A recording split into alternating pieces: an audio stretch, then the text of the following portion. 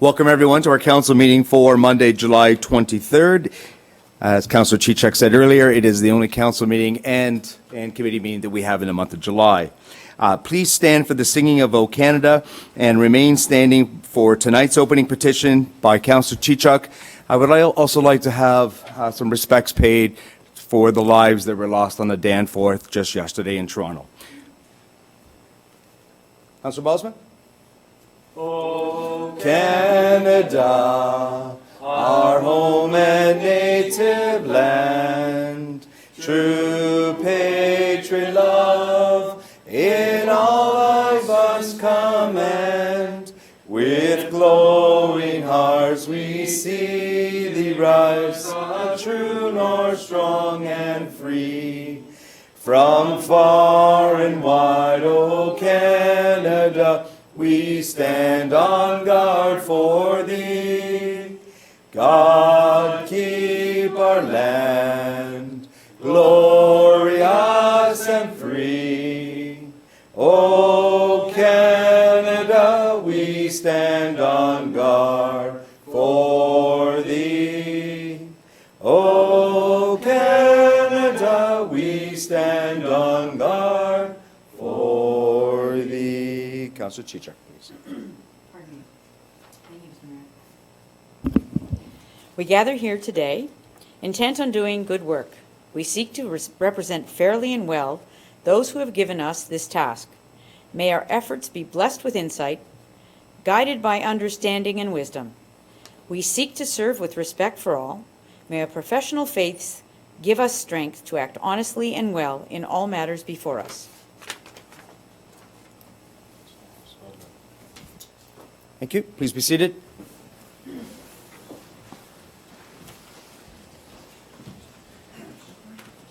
Thank you, Councillor Belsman. Councillor Chichak.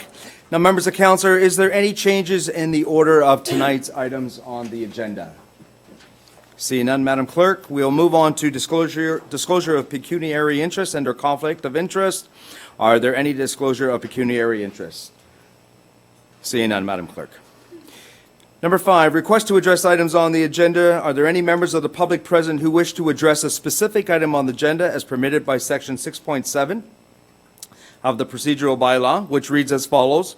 Requests to address items on the agenda are restricted to specific items as follows per Section 6.7 of the procedural bylaw. 6.7, public comment at council. There should be no comments from the public permitted at council unless A, a specific appointment has been scheduled or an item is included under other business.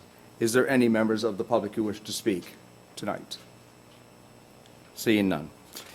Appointments and presentations. We have an appointment this evening, being Mr. Dave Hayworth, and Mr. Doug Giles was going to come from the Niagara region. He is not here. So we have Mr. Dave Hayworth, and he's here regarding Niagara region's new official plan. Prior to proceeding with the PowerPoint presentation, I'm going to ask the director, Mr. Brian Treble, if he could say a few words, a preamble to Mr. Hayworth being here tonight. Mr. Treble? Thank you, Mr. Mayor. I'm thrilled to be able to have the region in attendance. They're going to speak about the new regional official plan, which probably doesn't sound like an exciting topic. However, I want to stress for council and the public that this is an item that's very critical with respect to West Lincoln, especially with respect to the ongoing urban boundary discussions and research and studies that we are about to embark on, in the sense that any of our activities at the local level must be reflected in the regional official plan as well. We are more and more limited in terms of our possible planning options based on what the region is allowed to have in their official plan. And of course, they're limited based on provincial guidance and policy as well. So I guess I want to stress through you, Mr. Mayor, that this is an important process that I would encourage all of us to get involved in as this process unfolds over the next few years.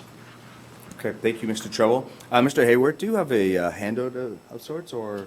I have a PowerPoint presentation Okay. on the screen. Okay, thank you. Mr. Mayor, it is in the agenda package as well. Thank you. Yeah, okay. Councillor Bell, would you mind shutting off the lights a little bit, maybe? Go ahead, Mr. Hayworth. Great. Good evening, Mayor, Council, staff, and the public.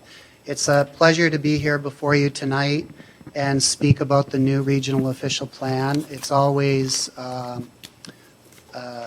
wonderful opportunity to come and speak to our municipal partners as we go through this process. Oops, sorry. I actually... What's that? Yeah, sure, can you? Yeah, thanks. So why a new official plan? Originally, the role of regional planning and content of the regional plan primarily focused on preserving agricultural lands and the delineation of urban boundaries. And since that time, planning's become more complex and more comprehensive, and the planning structure's changed. There's a lot more definitive and comprehensive policy at the provincial level, which then filters down to the regional level, which filters down to the local level. So in the past, the regional platform was established in the early 70s, only dealt with agriculture and urban boundary lines, and there's been amendments to keep into conformity with changes over time with the planning framework. But all those amendments are on what I would say an outdated platform. So this is our opportunity to create a new official plan, which is comprehensive, integrates all the sections together, is more concise and more user-friendly as well. Thanks. So Regional Council actually initiated this process late in 2016 by allocating resources for staff, et cetera, over the next 5 years to complete the plan. We've held a special meeting of council on July 5th, just recently, to hear some public comments on the official plan, and that's a requirement under the Planning Act. In the meantime, with the input of area planners, we've been framing key priority background studies, which I'll talk about in the slides to come. And these are priority background studies. They're not all the background studies we have to do to inform the official plan. Next. So some of our preliminary objectives: we want to promote and achieve great development outcomes that contribute to complete community solutions and a quality urban experience, facilitate opportunities for economic growth, protect regional, natural, and agricultural resources, and adequately respond to the challenges of climate change, provide clear policy direction where necessary and discretion where appropriate, address provincial requirements, regional mandate matters, and provide guidance to local area municipalities. And the new official plan is going to be processed under Section 26 of the Planning Act. Next. So you've heard a lot about municipal comprehensive review, which in the past was primarily only dealt with growth management, land needs assessment, growth targets, etc. So now under the new growth plan, the municipal comprehensive review is actually the new official plan. So it incorporates all the same growth management material that has to be compiled and put in policy, as well as natural heritage, agriculture, etc., all in an integrated fashion. So in terms of our background studies, I mentioned that we're doing key priority background studies to inform the new official plan. And what we want to have is broad consultation. So for each background study, when we collect the background, we're going to receive input. Public input, key stakeholder input, area planners, councils, etc. At the options stage, we'll also get input again. At the recommendation stage of the background studies, input again. And then that will be put into policy. When we get to the policy stage, we'll be having open houses and public meetings on those sections as well. Next. And before I get to this slide, I will say that what we envision doing is completing the policy sections of the new official plan, bringing them to regional council for endorsement. They'll be parked, and once all those sections are endorsed, they'll be compiled into one new official plan and brought forward for formal approval. So this slide basically shows our key priority background studies, and the reason we show it as puzzle pieces is because all of these sections are interrelated, and the policies are interrelated. Next. So these are the pieces of the growth management plan. We're going to have a land budget or land needs assessment, employment land strategy, urban structure, and housing strategy. Under land needs assessment, we want to determine the amount of developable land needed for residential and employment purposes to 2041, identify any excess lands, lands that are not developable by 2041, and excess lands will need to be designated for development post-2041. We want to look at identifying alternative greenfield targets to the required 80 people and jobs per hectare that can be requested to the province. That's not for expansion areas, that's for existing settlement areas. Opportunity to rationalize urban area boundaries and ensure that sufficient lands are in the proper location to accommodate growth. And urban area boundary expansions can take place even if there are excess lands, provided there is a de-designation of lands regionally.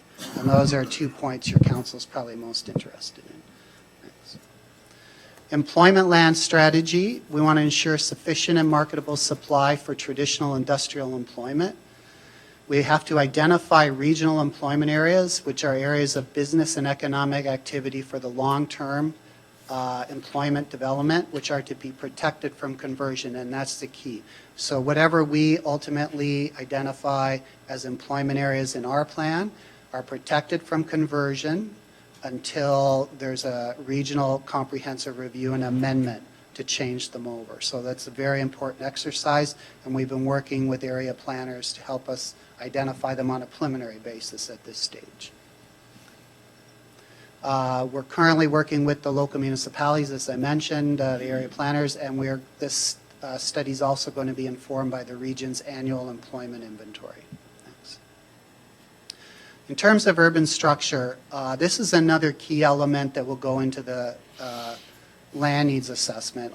The greenfield density targets and urban structure are very key components that have to kind of inform the ultimate land needs assessment that the region's doing. The urban structure is a significant component. We want to achieve an eventual 60% intensification rate under the growth plan regionally in the built-up areas, identify a hierarchy of settlement areas, identify important strategic regional intensification areas to direct growth to areas best served by public transit, public works, community infrastructure and services, and we want to assign population and density accordingly. So this is a draft urban structure. We've been starting to talk to area planners, and I've also put it in the presentation where I go to area municipalities. We would have a downtown St. Catharines Urban Growth Center, which is provincially recognized, downtown Niagara Falls, and Welland emerging urban centers. Major GO transit station areas. We have the 4 secondary plan areas we partnership with, and those are areas obviously of intensification over the longer term. Other regional growth areas, one would be an example would be the Brock District Plan area that the region's completed with St. Catharines, Thorold, and Brock as partners, and now we're doing the Glendale District Plan out by White Oaks, the Mall, Niagara College, etc., as an area for planned intensification. So the other one would be regional corridors, where regional corridors go through settlement areas and there's public transit, etc. These can be areas we could identify for intensification opportunities as well. And then local centers and local corridors. And I will say that part of the urban structure is when you provide focal points of intensification, it helps protect established neighborhoods as well, because you can put your intensification into areas served by public transit, community facilities, etc.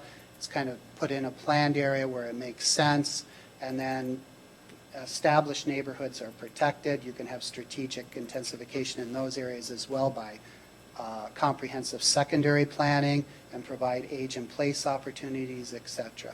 But it allows a kind of a planned way of addressing intensification. So for housing strategy, we want to promote an appropriate range and mix of housing forms, promote choice, aging-in-place opportunities, and affordability, set affordable ownership and rental housing targets, identify tools to support affordable housing, align with the Housing and Homelessness Action Plan of the region, and support complete communities. And these are all actually provincial requirements that we're required to address under the regional plan. Next. So that concludes the growth management component. For the Rural and Natural Systems Management program, we're doing an agricultural background study, a natural environment study, aggregate resources, and climate change. So for our agricultural framework, we want to recognize agriculture as a primary driver of the regional economy, protect the unique land, update specific policies such as agricultural related and on-farm diversified uses. And we've been developing, as I say, these frameworks with area planners, and they've provided some good input in terms of aspects we should keep in mind and look at as we develop the agricultural background study. Viability of certain agricultural lands, refinements to the province's agricultural systems mapping, how wineries are addressed in the Niagara Escarpment Plan and the province's permitted use guidelines, importance of agricultural impact assessments, the importance of compatibility between the regional natural heritage system and agricultural system, and concerns about use of greenhouses for cannabis. Thanks. So under the natural environment and water systems planning, this is a significant component of the regional plan, as well as agriculture, because between agricultural lands and natural environment or natural heritage lands, they're going to basically identify areas where you can actually grow, because you generally can't grow in those areas. One of the key aspects in working on the framework that came up with discussions with area planners is the importance of accurate mapping. And methods to interpret and update mapping is a critical part that has to be addressed. So we've actually put, in terms of framing the natural environment background study, we're going to have a discussion paper early on about mapping. The other aspect that came up early was watershed planning policy framework. So part of the natural environment background study is to have a discussion paper on the watershed planning and frame that up. Specific topics that have come up for consideration in terms of just having, this will be done by a consultant, to look at offsetting shorelines and watercourse mapping. And we feel education is going to be a priority component of the engagement process for the natural environment. Aggregate resources. Aggregate resources were actually started under a previous amendment exercise called Imagine Niagara, which was bringing the regional plan into conformity to 2031. So a lot of background work was started, and aggregates was one. So there was a aggregate background document prepared that was endorsed by regional council, and then the province did a review of their provincial plans and made some changes. So what we've done is we've updated the background document. We've done an addendum to make it sure it's in compliance with any changes to the provincial documents. That's been approved, and now we're getting into the draft policy formulation for aggregate resources. Thanks. In terms of climate change, there's a lot of opportunities for climate change adaptation and mitigation. This slide basically shows you all the components that influence climate change, and they're all sections basically that are components of the growth plan, and they're going to be components of the regional plan. This is going to be a fairly large study. The one optional aspect to what the region can do is relative to greenhouse gas emission targets, etc. So that'll be something that'll have to be explored through the climate change background study. In terms of engagement, we want to engage the Indigenous peoples early in the process, and we've started reaching out to them. Carry forward essential information and direction. Provide a clear understanding that one policy decision impacts another.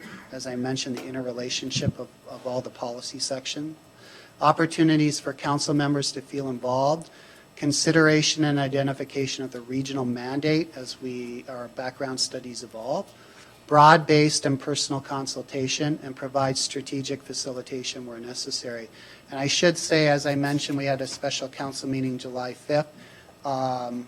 The committee instructed us to actually hold sessions, public sessions, not just with the local councils, but with the local public sessions in each municipality. So we're formulating kind of a draft structure to talk to area planners about. And as you can see when I showed the slide of all the input at various stages of the background study, we can't do that consistently and come to every municipality to do every section. But we'll probably have a couple strategic times where we come to the public, probably early on in the fall, and then later on at the recommendation stage. So moving forward, we want to comply with Planning Act requirements, the special council meeting, open houses, mandatory public meetings, provide for broad consultation in the development of background studies and the policy sections, present to local councils and highlight approaches and invite involvement. We're using Imagine Niagara to theme public topics, visioning, and engagement. We had over 4,000 survey results for Imagine Niagara, which was done around 2013, and over 2,000 resident comments and talking about what they consider to be the priority themes. And we think a lot of that information is still relevant, and we're going to envelope that into the public participation process. As I mentioned, we're going to complete the regional plan in sections for endorsement, consolidate it, and bring it to regional council for approval. We want to complete this by 2021. When it goes up to the province, it's a new official plan under Section 26 of the Planning Act. It's not appealable. And that concludes my presentation. Thank you, Mr. Hayward. Thank you for that presentation. So, as you said here on the last page, you're moving forward to be complete by 2021, and then along the way there will be additional PIC meetings in all municipalities, going through maybe not section by section, but you will group the sections together. And so, for instance, it probably would be, can we just suggest perhaps that it'll be the growth management program first, and then coming with the natural systems and resources program? Or have you not decided that just yet? Well, structurally we haven't. I think what we will do is come early and have like a information session, what I'm doing right now, but the public can come and then they can ask questions. Sure. Then I think after we've gotten to around the recommendation stages for those background studies, compile them together and come to the public and present those and get input prior to policy formulation. As part of the exercise, though, I will say you saw all those different input levels through the background studies. Yes. And there will be probably, once we come to the local municipalities and collect email addresses and people that come out that are interested, they'll be on our circulation list. So when there's an open house meeting, that we would at least try and get one in the west section of the region, one in the central, and one in the south, they can also come to those as well.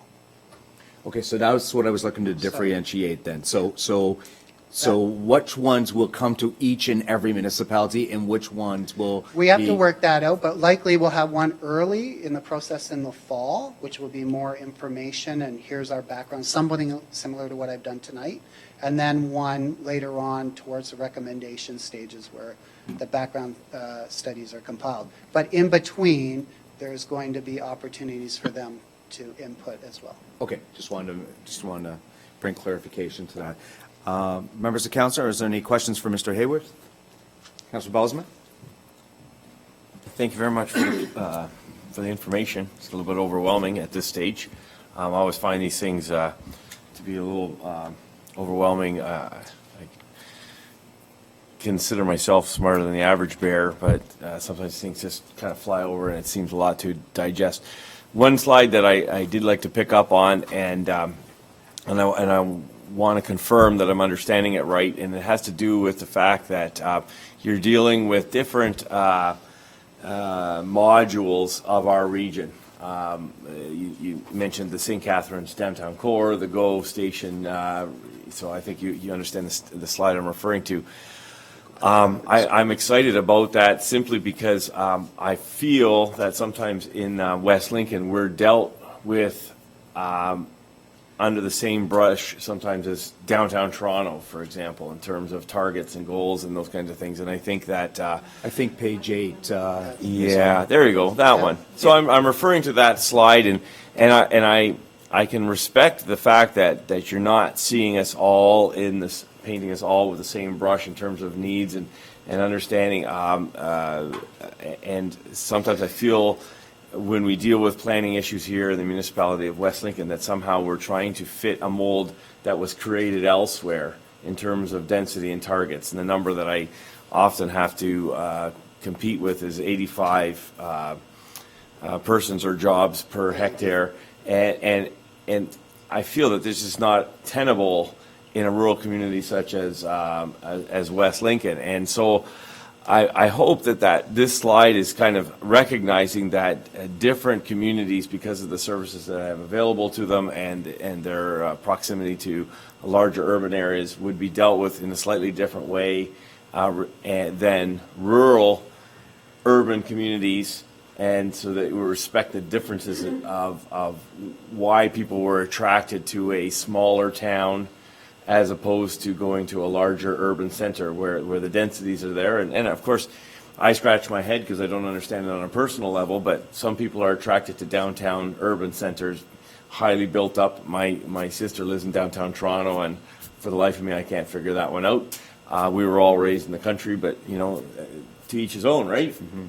But at the same time, there is an attraction that people have towards a rural community such as West Lincoln, and it's very important for, in my frame of thinking, to also respect the quietness, maybe the slower pace of life and those kinds of things. So I'm hoping that this slide in particular is recognizing that we have different needs even across a region such as ours. Through the mayor to the councillor, there's a few components of what you're talking about. There was a slide where I talked about the 60% intensification rate in the built boundaries. So typically that is not the same across the region. Each municipality has a different intensification rate. West Lincoln's would be lower than St. Catharines, which is astronomically high. They have nowhere to grow other than up. So that's one element. So that has to be dispersed, and that's dispersed on the basis of looking at certain issues like what you're talking about. The other one is the greenfield density target you spoke of. We are looking at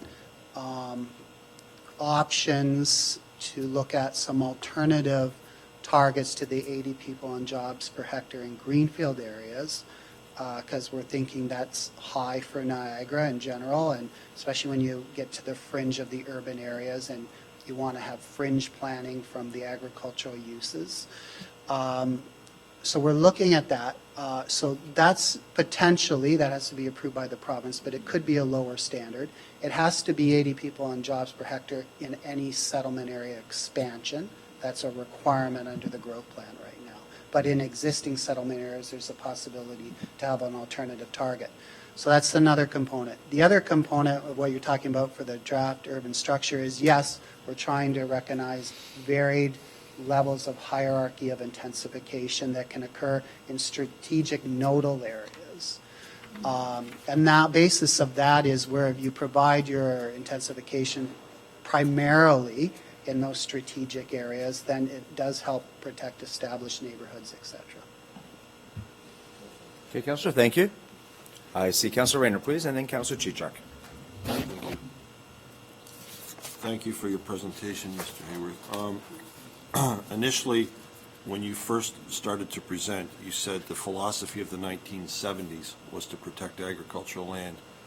And of course, everybody who knows me knows that that's paramount, and I wish that that would have remained. And we haven't continued in the direction now where we're trying to find studies and surveys and sophisticated ways of looking at things to justify taking that agriculture out of production and using it to put subdivisions in. And that seems to be the general direction pretty well. You look at Hamilton, they're destroying more land at a faster rate. I don't think there'll be any agricultural land left in Hamilton in another 20 or 30 years. The point is that a lot of times people come to communities such as West Lincoln because it's known as an agricultural community. It's known, as Councillor Bilsma says, as a rural area. And they come there because they want that quiet. They want that peace, and what they don't want is the traffic. And like right now, we're experiencing extreme high traffic volumes on Highway 20 between Hamilton and Smithville like I've never seen before in the 37 years I've lived here. And if we continue to grow and continue to develop, it's going to turn into the QEW heading to Toronto every day is what it's going to look like, because it's only a one-lane road going into Hamilton and one lane coming back. Question, We're Councillor. losing, I don't need a question. I have no question at this time. I just make some comments. What we're losing is our heritage, and what we're losing is what people love to come to the community for because they like the rural aspect. So in your planning, as much as you'd like to look at justification of removing some agricultural land, some areas it's important that it remains the same because that's the reason that attracts people, and that's why they want to come here. Not every town, not every piece of area in the region of Niagara has to be developed and expanded and turned into something different because of growth. Sometimes not having the growth to that extent is a good thing too. And let the areas where other people that want to have growth, the big cities and stuff, Niagara Falls, St. Catharines, Welland, yeah, but other areas that pride themselves in the fact that they are agricultural community, the reason they're like that is because the people want it to remain an agricultural community. So we have to be careful how much land we take out. Is that possible to be looked into? It's just that you've so clearly outlined the protection, and then you said the land needs assessment. How does that work? How do you look at something and say, okay, now we need to expand. Now these fields of corn and wheat and soybeans, we're going to take them out now because we need to expand. How do you justify that, and what's the process involved in it? So I will ask my question now, Mr. Mayor. Through the mayor to the councillor. So the land needs assessment is a pretty complicated process, but in a nutshell, we're determining how much land we have. It's looking at land in your existing settlement areas, first of all, okay? And determining, do you have an adequate supply of land for growth, for the growth that that municipality is going to be delineated. So you're looking at, as I mentioned, is there sufficient lands, is there a surplus of lands, et cetera. So as I mentioned too, the process also allows, in a sense, a rationalization of urban boundaries because the growth plan permits a possibility of expanding your urban boundary if there is a de-designation, if there's excess lands, an expansion of your boundary, but you have to de-designate more lands than you're expanding onto. So overall, there's a net reduction in surplus lands.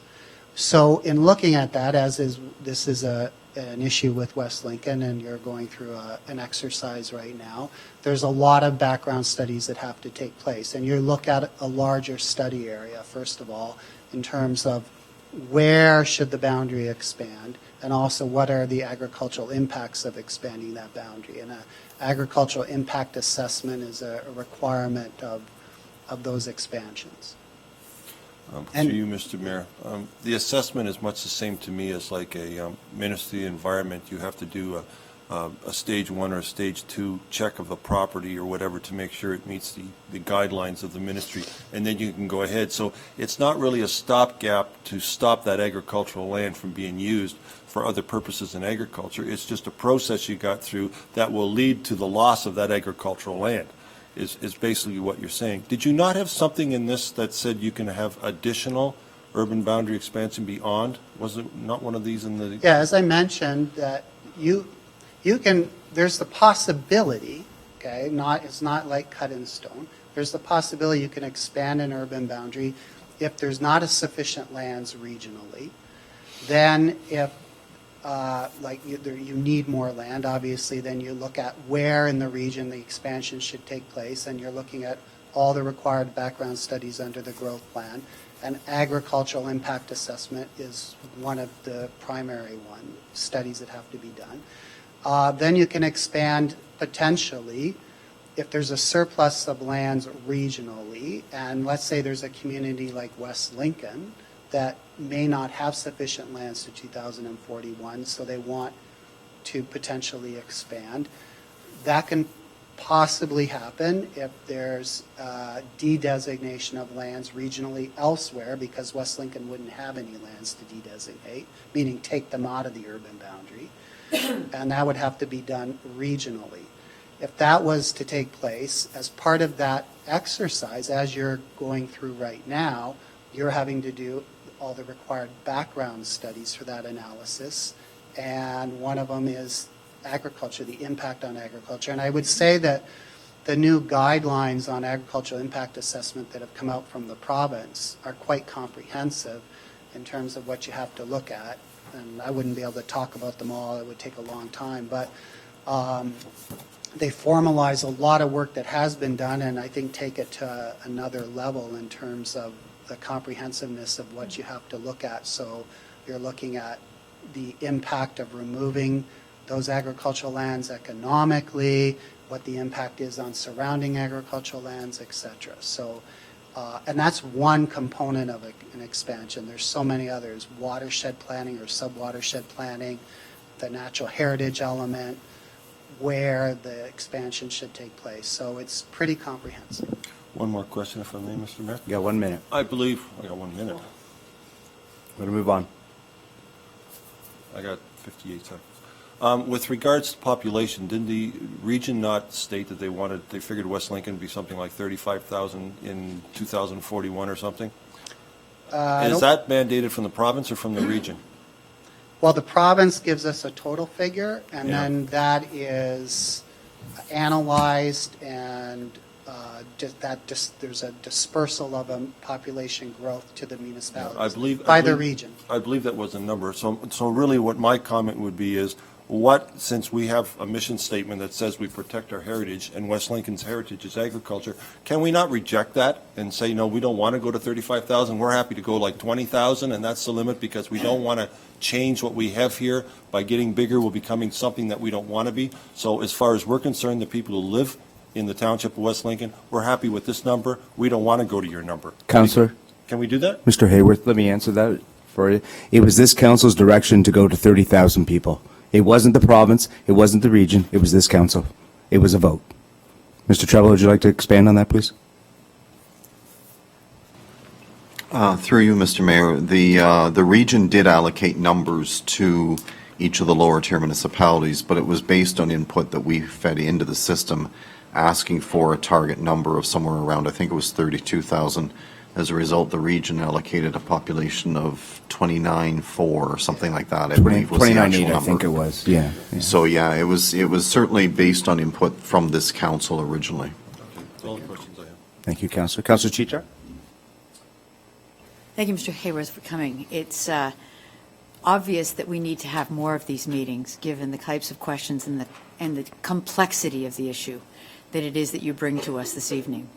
And I guess my concern is that we are looking at all of these things, and there will be questions, but I want to make sure that we are looking to the future of the change of agriculture, given the diversity of, the agricultural economics, the ancillary to agriculture and how it's changing, how today, we're looking at greenhouses that have lighting that produce food that it serves. I mean, we serve a population on a very fractional part of the land, because we're looking at value-added products coming out of greenhouses, coming out of different places for intensification of agriculture, never mind intensification of people.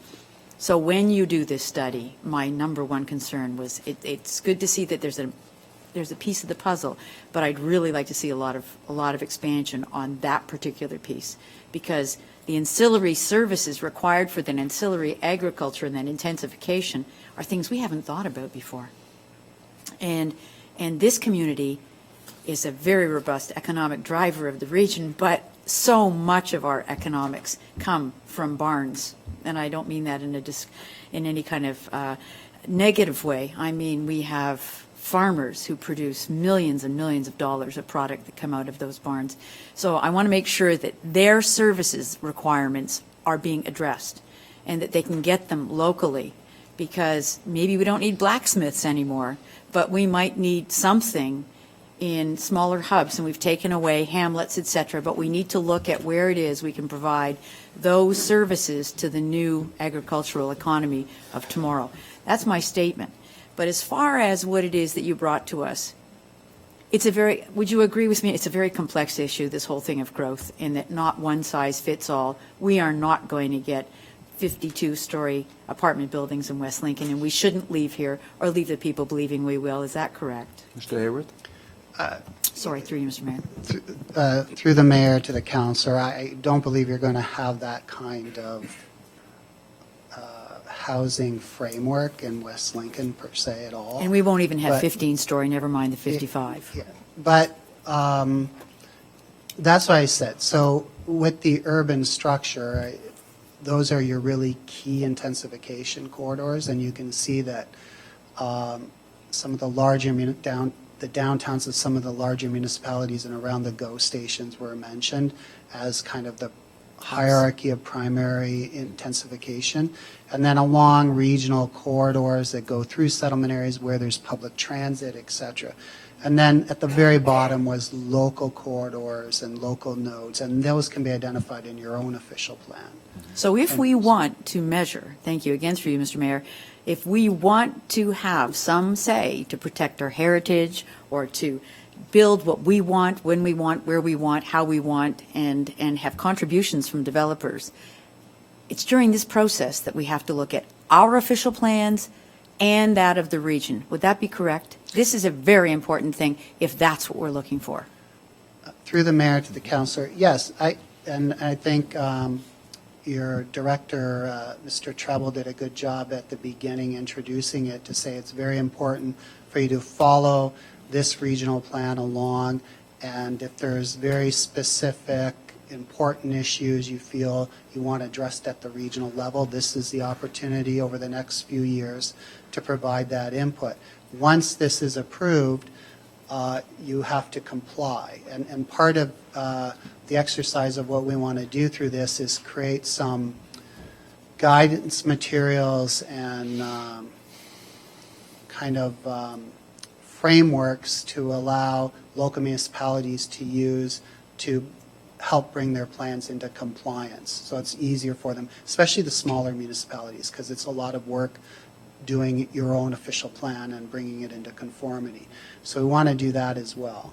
But the other aspect I should mention is we said we have to conform with the provincial policies, and then the local municipalities have to conform with us relative to those policies.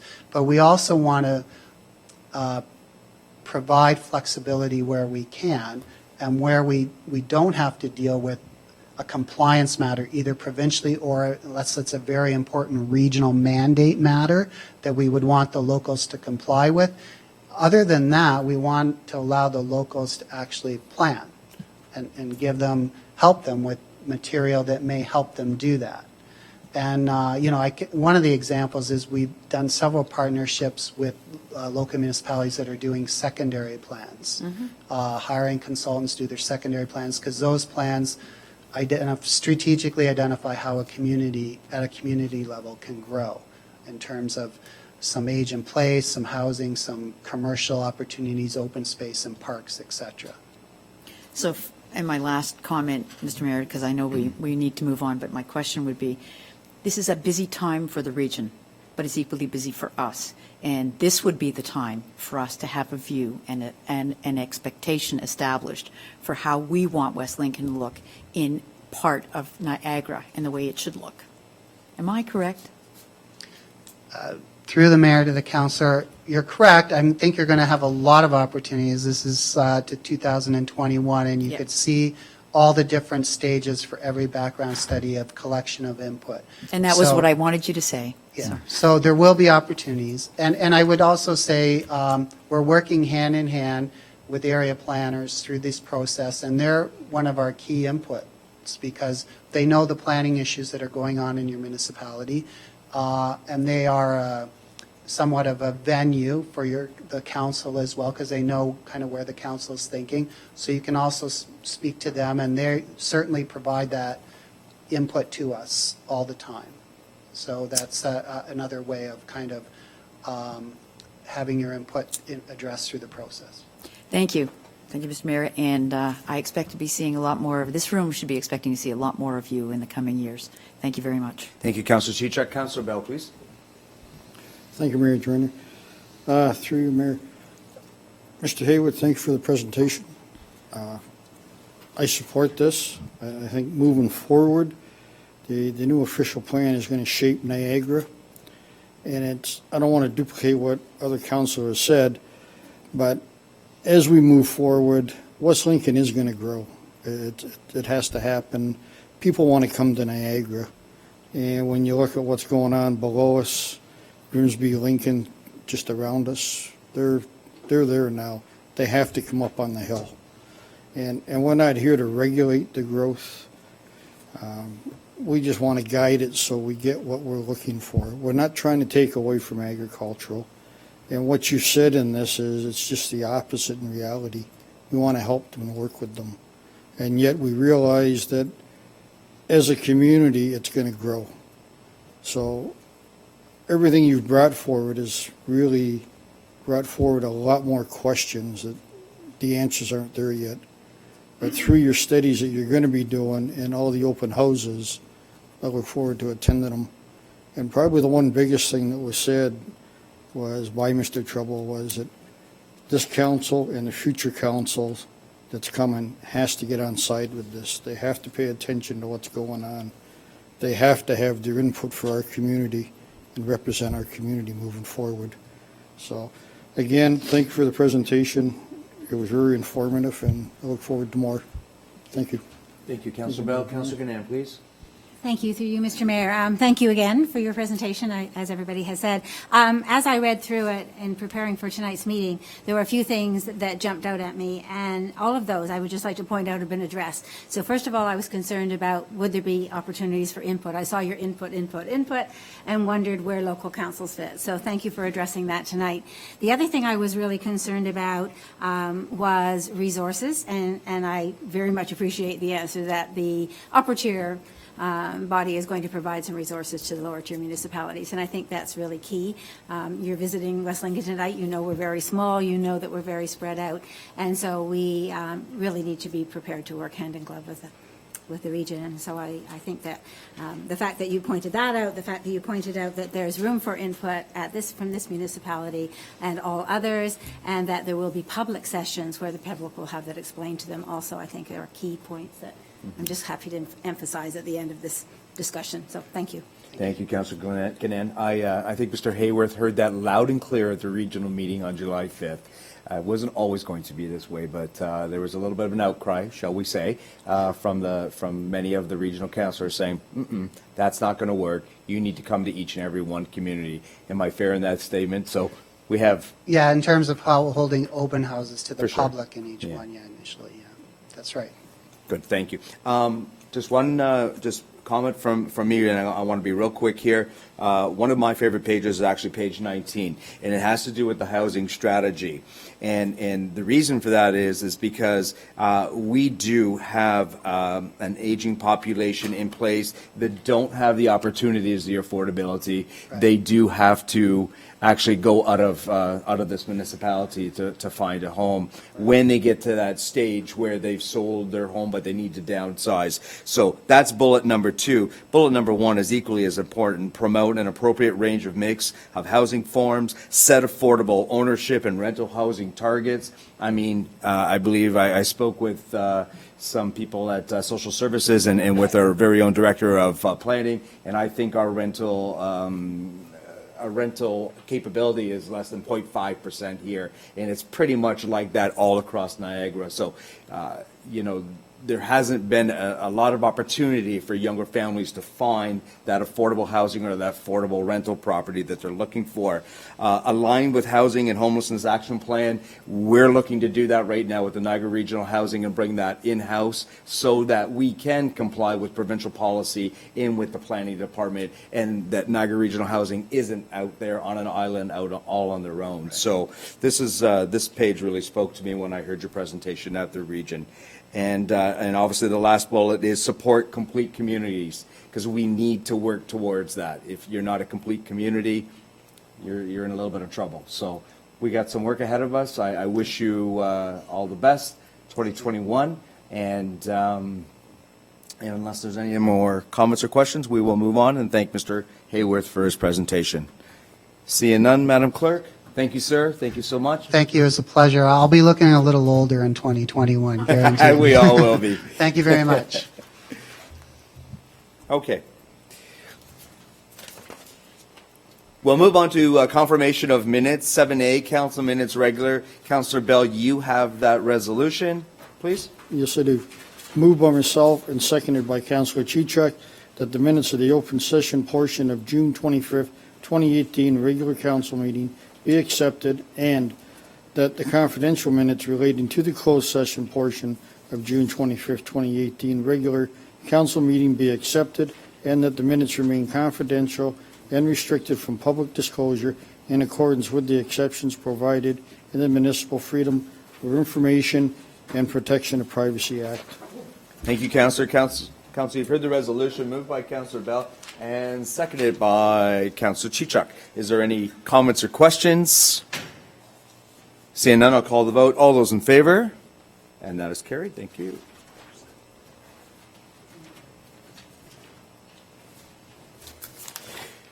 We'll move on to communications correspondence from various residents. Concession 5 Road between Amington Road and Westbrook Road. Petition letter requesting road to be paved. Councillor Bylsma, you have that resolution to put it on the table, please.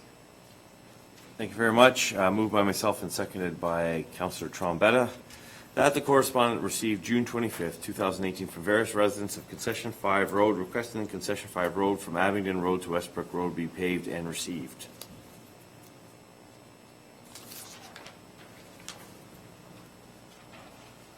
Councillor, you've heard the resolution moved by Councillor Bosman and seconded by Councillor Trombetta. The correspondence received June 25th, 2018 from various residents of Concession 5 Road requesting the Concession 5 Road from Abington Road to Westbrook Road be paved, received, and Councillor Bosman. I'd like to add referred to staff. Okay. You have a seconder for that, please? Councillor Trombetta? Just referred to staff? Okay, thank you.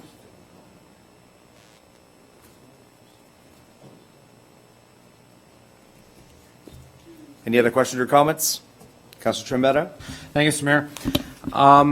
Yeah, this came forward to myself. I was talking to a resident, and they approached me and decided that they wanted to get a petition going on this piece of road between Abingdon and Westbrook Road. This one was actually one that I brought forward months ago. Probably about 4 or 5 months ago, that I wanted reviewed, because under the issues of the wind turbines, at that time, this was a road that was impacted by the damage of the wind turbines. And then through further dialogue through council, it was requested by me, but at that time it wasn't in the scope of work to be done. So my point, Mr. Mayor, is that I want this road revisited. I would like to see that I think we need to revisit the roads need study. The roads need study was implemented before I started council, and I think that certain areas, and the reason why this one, there's a hamlet of homes that are rooted, which they could, well, there's about 30 homes, if not so, in the hamlet of work.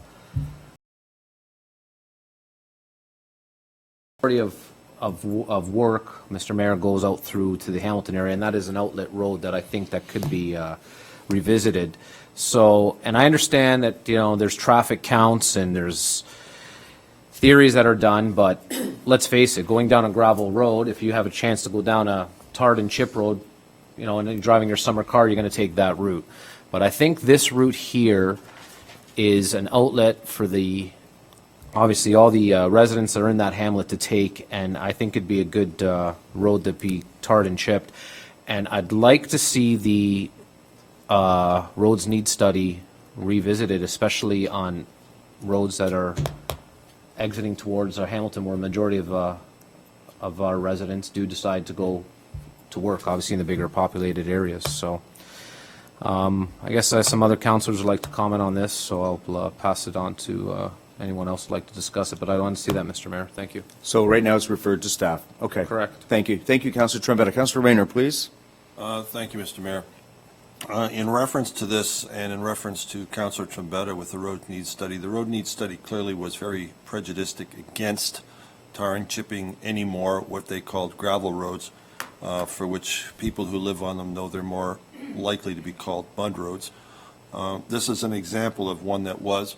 I believe there was an allocated budget to do a number of roads that were not gravel or mud roads in West Lincoln for this term, and the Director of Public Works came in under budget for those numbers, and I believe there was a couple hundred or 300,000 extra that was put into a reserve, which just happened a few months ago. To our delight, we've got a very good deal on getting the roads done, and we had a surplus from what was budgeted. I was hoping maybe that there's a possibility that that money could also be taken into consideration. It was projects that were done in Ward 1. This is money that's left over. We would like to still use it in Ward 1, and there is an opportunity and a need here for people who really feel significant. And in the past, there have been petitions, Concession 3, for example, many, many times. Even before I was elected back in 2003, there was petitions that were done in the 1990s and 1980s to get that road done because people were quite upset about the condition of it, especially in the spring and in the late fall. And eventually that road was done, and people are delighted and they're happy to see it done. We haven't had any of these mud roads done in the last 8 years, and it would be nice if we could get at least one of these done and move in a positive direction. And we do have a surplus in a reserve right now from Ward 1 road work, so this would be a good timing for it. So I would appreciate, in the reference to staff, if they could take that into consideration and come back with a report, and we'd be more than willing, Councillor Trombetta and I, to help in any way we can. Okay, thank you so much, Councillor. So I have given you a little bit of leeway. This is a referral, which means there's no discussion to the topic. But since you were both the councillors from Ward 1, I gave you a little bit of leeway. All right, Okay, thank so you. thank you, everyone. There is a referral or a referral to staff. Seeing no more question or comments, how about the only question there could be right now is timing of when you would want staff to come back with this. I think it's pretty much a budgetary item. So in light in the fact that there's going to be a municipal election in the next 3 months, I would suggest sometime in the first quarter of 2019. Go ahead, Councillor. If I may, Mr. Mayor, could I see maybe just a cost associated, what it would cost that stretch of road in September for it to be tarred and chipped? I'm quite sure our director can work up a cost number for us. At least we can bring that in September. Okay, good point. Let me ask Mr. Julian, please. Excuse me. Thank you, Mr. Mayor. And through you, Mr. Mayor, to Councillor Trombetta. I did come a bit prepared, and Councillor Trombetta is right. We did look at this before. I've got 32 vehicles on it daily. The average cost is going to be somewhere between, excuse me, $546,000 and $714,000, depending on how many culverts and driveways, that type of thing. Okay. So that's just an average number. So maybe if Mr. Director can come back with a hard number in September, Mr. Mayor, I would like to see that at that point, if that's possible. Mr. Julian.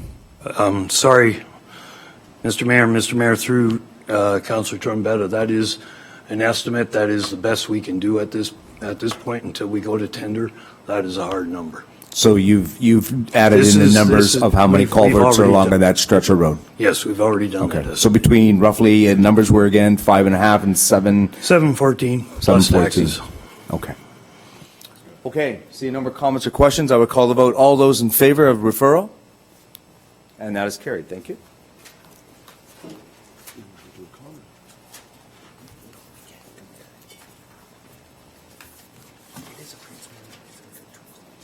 Okay, we'll move on to the mayor's remarks. It's a long night, so my remarks are going to be very brief. I just want to talk a little bit about the fact that this morning many of us were out in the hamlet of Wellandport to celebrate the grand opening of the Wellandport Library. Council staff and I were thrilled and honored to take part in this momentous celebration. In 2017, the Township of West Lincoln and the West Lincoln Public Library Board announced that they would be making improvements to the Wellandport Library and Community Centre with the support of funding through the Government of Canada's Canada 150 Community Program. And we did have Mr. Chris Biddle, the MP from St. Catharines, there to speak on behalf of the Government of Canada today. This was followed by a groundbreaking ceremony, and construction started immediately afterwards. Our new Wellandport Library features a space that has been renovated, expanded, and is now fully accessible. Environmental improvements include installing a new roof, a new furnace, and new windows. The committee also upgraded all the electrical, and they powered up the lights by using LED lighting. The library also features an indoor-outdoor community living room, and we can boast about our very own Indigenous healing garden on the premises. Our three libraries, Wellandport, Smithville, and Casterville, are building community and supporting local culture and cultural events in many exciting ways. In an increasingly digital world, West Lincoln sees the role of libraries as community and as cultural centers. With our newly expanded Wellandport branch, new moms and toddlers will be able to connect at baby times. Seniors will be able to attend programming in our accessible spaces. Teenagers will meet up in our teen lounge, and readers will discuss current events around the fireplace in our community living room. More importantly, we will also be able to offer programming and teachings dealing with reconciliation in our Indigenous healing garden. At Wellandport Library, building community connections will become the norm, and cultural collaboration will take center stage. Place-based economic development stresses the importance of offering attractive, functional, community-based places, such as our very own Wellandport Library.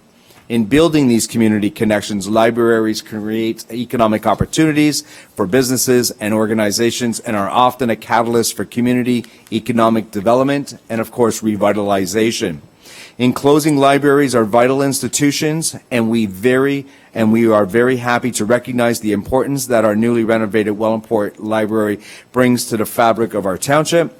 This morning's Wellandport Library grand opening celebration was truly an exciting event for all residents of West Lincoln. I'd like to thank personally Ms. Vanessa Holm. I know that many other councils will later on go into thanking the different people that were involved with this grand opening today. Please, ladies and gentlemen, put your hand together for Ms. Vanessa Holm and the community. Good job.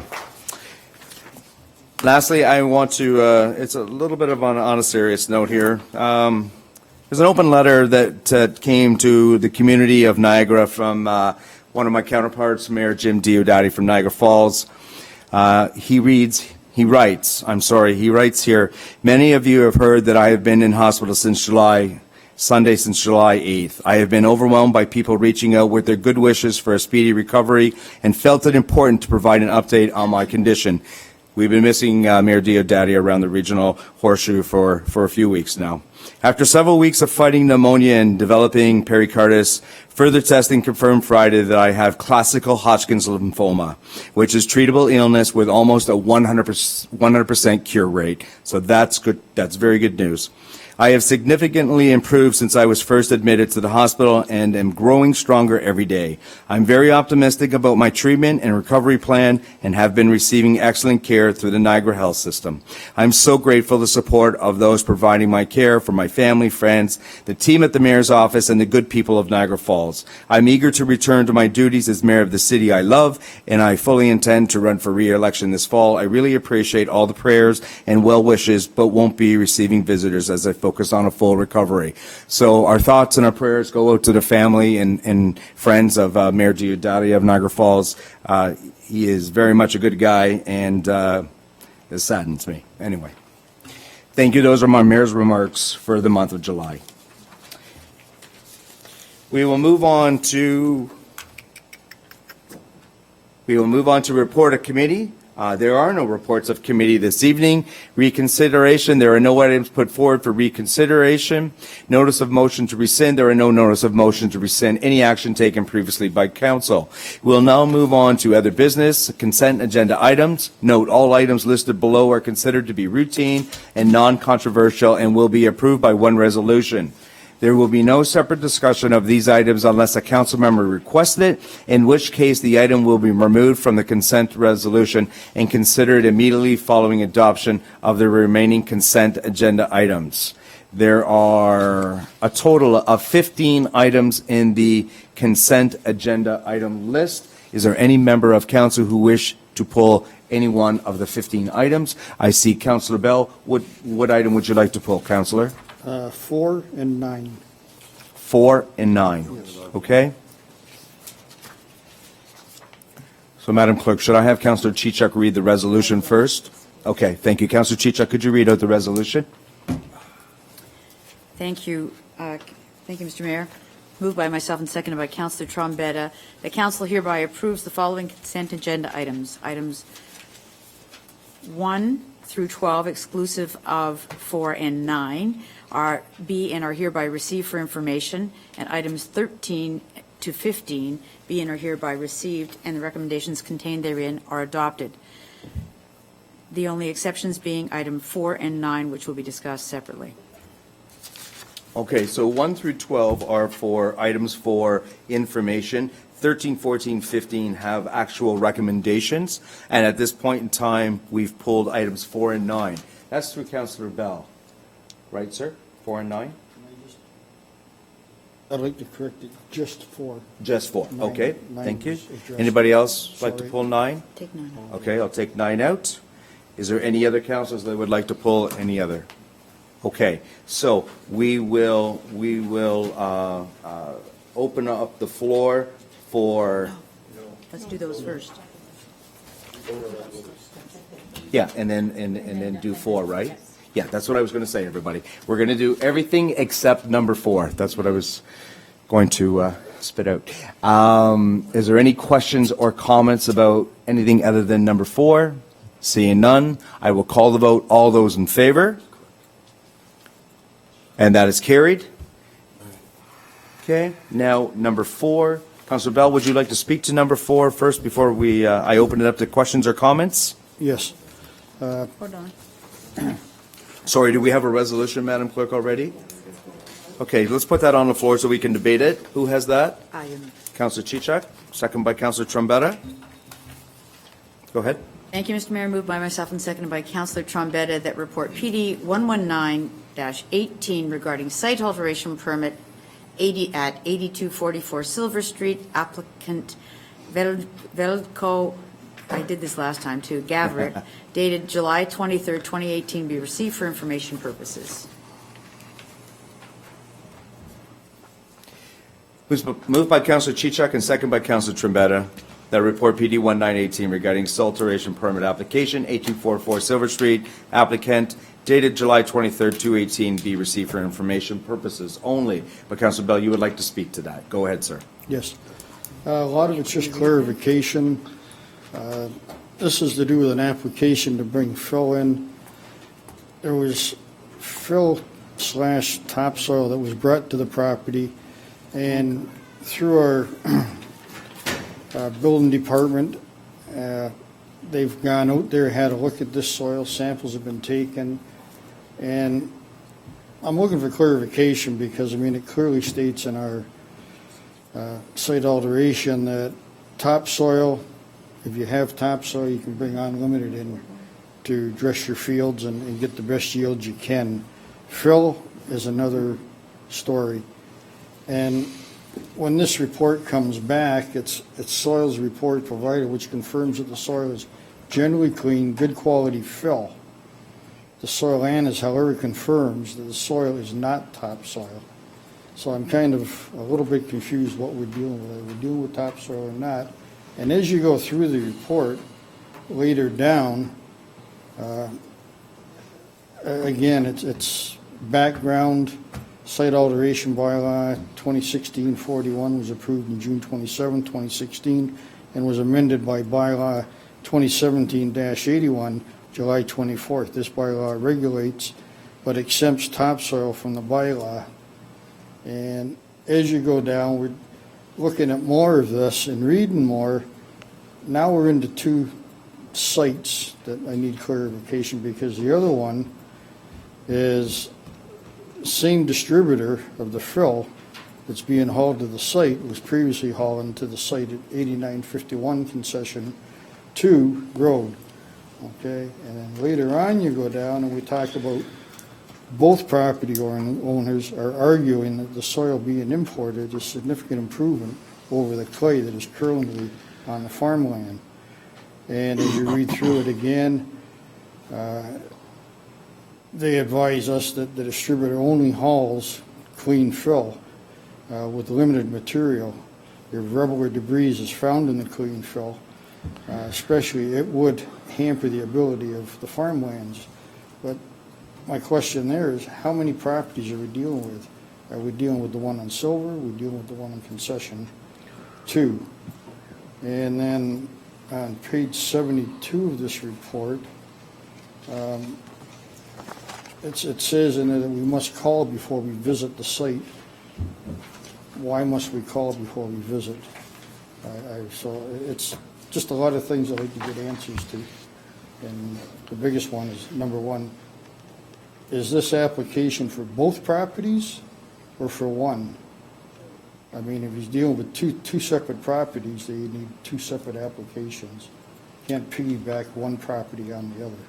So- That's not what the site alteration plan is This, for. just listening to you, Councillor Bell, this seems like a pretty complex, you've got like a minimum of 4, maybe 5 questions in there Yeah. that you're looking for answers to. Staff, are you prepared tonight to give those answers, or do you need some time, or? Through you, Mr. Mayor, I'm more than happy to give some preliminary answers that I think will be helpful. Through you, Mr. Mayor, there are 2 properties that have been subject to some bylaw enforcement activity over the last 6 weeks or so. Both properties, the first one being the one subject to this report, 8244 Silver, and the second one was subject to a report from staff last planning committee, 8951 Concession 2 Road. Both of those are subject to public meetings in August at the August council meeting. Both are proposing to bring in volumes of fill substantially beyond what is authorized for approval by staff. It requires a council blessing, and so it'll be a perfect opportunity for all of council, including Councillor Bell with his questions, to be able to seek the clarity that we need before we start to support site alteration applications of this scale. Both instances have the same distributor, as was noted, and both started by trying to argue that the soil being imported was topsoil. I will confess that I am not considered by any means a qualified soils expert, but in reading the report, it was clear to me, and from viewing the soils, it was clear to me that this was not topsoil. In fact, topsoil's valuable enough that most people would have to buy, I think, that type of soil for importation, and there was no purchasing going on of the soil, as I understand it. So in the end, both farmers have come to accept the fact that this is not topsoil by definition in our site alteration bylaw. It is good, clean fill, but I think we have an obligation in the process of trying to protect agricultural land to convince ourselves through this public meeting process that this, in fact, is an improvement over the soil quality that we have right now. So, you know, I would put that back to all of council at the public meetings to get the answers to the questions, to be convinced that these people are doing this for the right reasons and improving the quality of the land as they go. Okay, so thank you for that, Mr. Tribble. So, Councillor, as I understand it, this is a report for information. This is giving some information leading up to a meeting that's going to happen in August.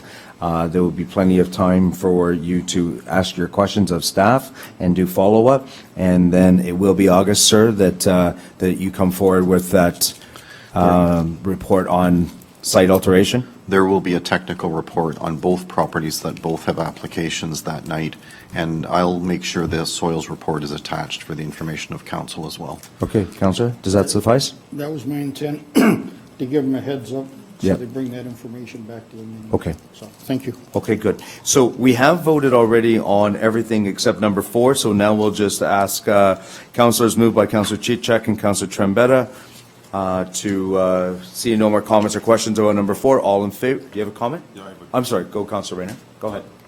Thank you, Mr. Mayor, to Mr. Trouble. We're considering fill as non-agricultural land. You cannot seed it and grow a crop on it. It does not have the nutrient value necessary to sustain plant growth. Am I correct on that? Mr. Treble? Through you, Mr. Mayor, the applicants are arguing that this is an improvement of the quality of the soil over the clay soil that they are attempting to farm right now. So that's some sort of an indication of the fact that they believe there is some value to this soil.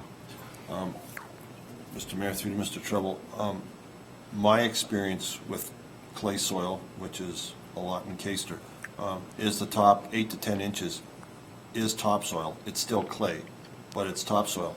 And if you go much deeper than that and you try to plant into that, it will not catch a crop because it is hard pan clay. So if they're bringing fill in, which does not have the nutrient value of topsoil, putting it in low spots and saying it's equivalent or better than the topsoil that's producing a crop, I think we've got a major problem here because I totally disagree with that logic. As a fill to fill in a hole, yes, but to go over it, disc it, and seed it, nothing will grow on it. So I don't understand where they're coming from unless they're coming from the fact that they want to fill holes in, and then when they finish with this fill, they're going to find some topsoil to put 8 or 10 inches over top of it and then seed it, then it makes sense. But not just to throw fill on hard pan clay on top of saying it's equivalent to the topsoil that's there. That's not even close. Thank you. Mr. Treble? Through you, Mr. Mayor, I guess my suggestion to all of us is that we need to get a better understanding next month at the public meetings to convince ourselves that in fact they know what they're doing and they are going to improve the quality of the soil, or else these applications presumably shouldn't be supported. Mr. Treble, will you be asking any professional advice from anybody from Ontario, the Ministry from Soil and Crop? Through you, Mr. Mayor, the province doesn't tend to get involved in these types of discussions. They seem to leave those to the lower tier municipalities. So the only discussion I've had to date that's been of any assistance is a discussion with the, I'm not sure what his title is, but the author of the soils report that has been provided to me. He has confirmed my suspicion that this is not topsoil, but once again, the words he uses are that it's clean fill. Yes. So, now we need to take that to the next step and be convinced that we are protecting agricultural land with the proposal that they are going to present to you at the public meeting. Councillor Rayner? Thank you. Mr. Mayor, there are times when in Caister, especially if you're digging footings for a house or something, let's say, or a barn, where you dig far enough down on that clay, you actually get into something called gumbo. And gumbo is a very thick, very heavy, dense clay. And if it hardens, it'll take a sledgehammer to break it. But I have that in my front yard. You've seen it. But technically, it's clean fill. Right. But it's absolutely useless. Absolutely nothing will ever in the next 100 years grow on it. But it is clean fill. So we have to be careful with the word clean fill. Clean fill to me meaning there is no bricks, there's no stone, there's no asphalt, but it's anything but decent soil that would grow something.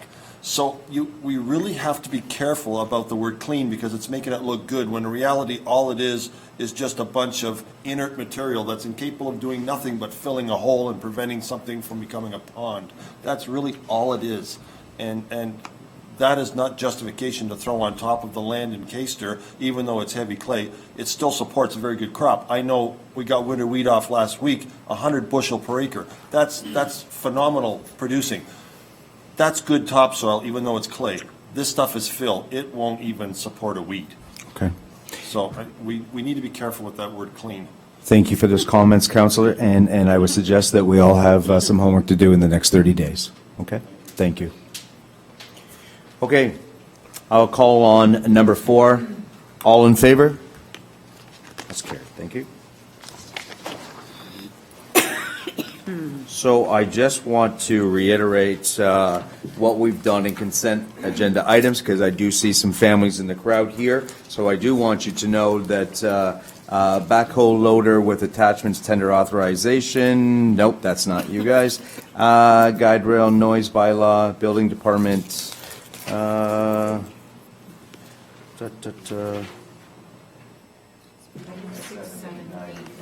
6, 7. Okay, so 6 is a technical report for SNP. 7 is technical report for ANCHIS. 8 is a technical report for Brian and Don Jones. And 9 is a technical report for Els Loop. So anybody in the crowd, that has been dealt with and passed. Okay, we'll move on to Section B, Planning, Building, Environmental Items. Planner 1, Alexa Cooper, and Director of Planning and Building, Mr. Brian Treble, report number PD 11718, which is a recommendation report zoning bylaw amendment, Mark and Effie Dockstader, file number 1601-01018. Councillor Ganand, you have that resolution, please. I do. Thank you, Mr. Mayor. Moved by myself and seconded by Councillor Bell, that report PD 117-18 regarding Mark and Effie Dockstader application for rezoning file number 1601-010-18 dated July 23rd, 2018 be received, and 2, that section 3417 of the Planning Act apply and that no further public meeting is required, and 3, that application for a zoning bylaw amendment 1601-010-18 submitted by Mark and Effie Dockstader be approved. Thank you. Councillors, you've heard the resolution read out by Councillor Ganand and second by Councillor Terry Bell. Are there any questions or comments? Councillor Bell. Through you, Mayor Joyner, to Mr. Treble. On page 182, I just want to be sure that the owners understand and agree with what is said on page 182. And the Coles Note version is that what is being said, they own property across the road from the said lands, that moving forward, if they want to expand their business in the future, that they will not be allowed to expand it across the road from the properties in question now. And I support this application, but I want them to be sure they understand that they can't come back in 6 months and say, I'd like to expand it. Oh, I was never told that. So I do support what they're doing now, but I want to be clear that they understand what's happening. Director? Through you, Mr. Mayor, the applicants are of the understanding that the zoning that's been put in place is to limit the business to what is in place now, and they are satisfied with that. So they understand the concept that expansion is not what has been supported here tonight. Thank you for that. Okay.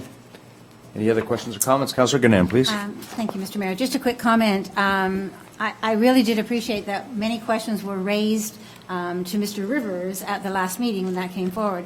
So I very much appreciate the fact that the Dockstaders took the time to write their own reply to all of those questions, and I think from my mind they certainly clarified a lot of the issues that were raised that night that still might be muddy in some people's minds. So thank you. Okay. Seeing no more questions or comments, I will call the vote. All those in favor? And that is carried.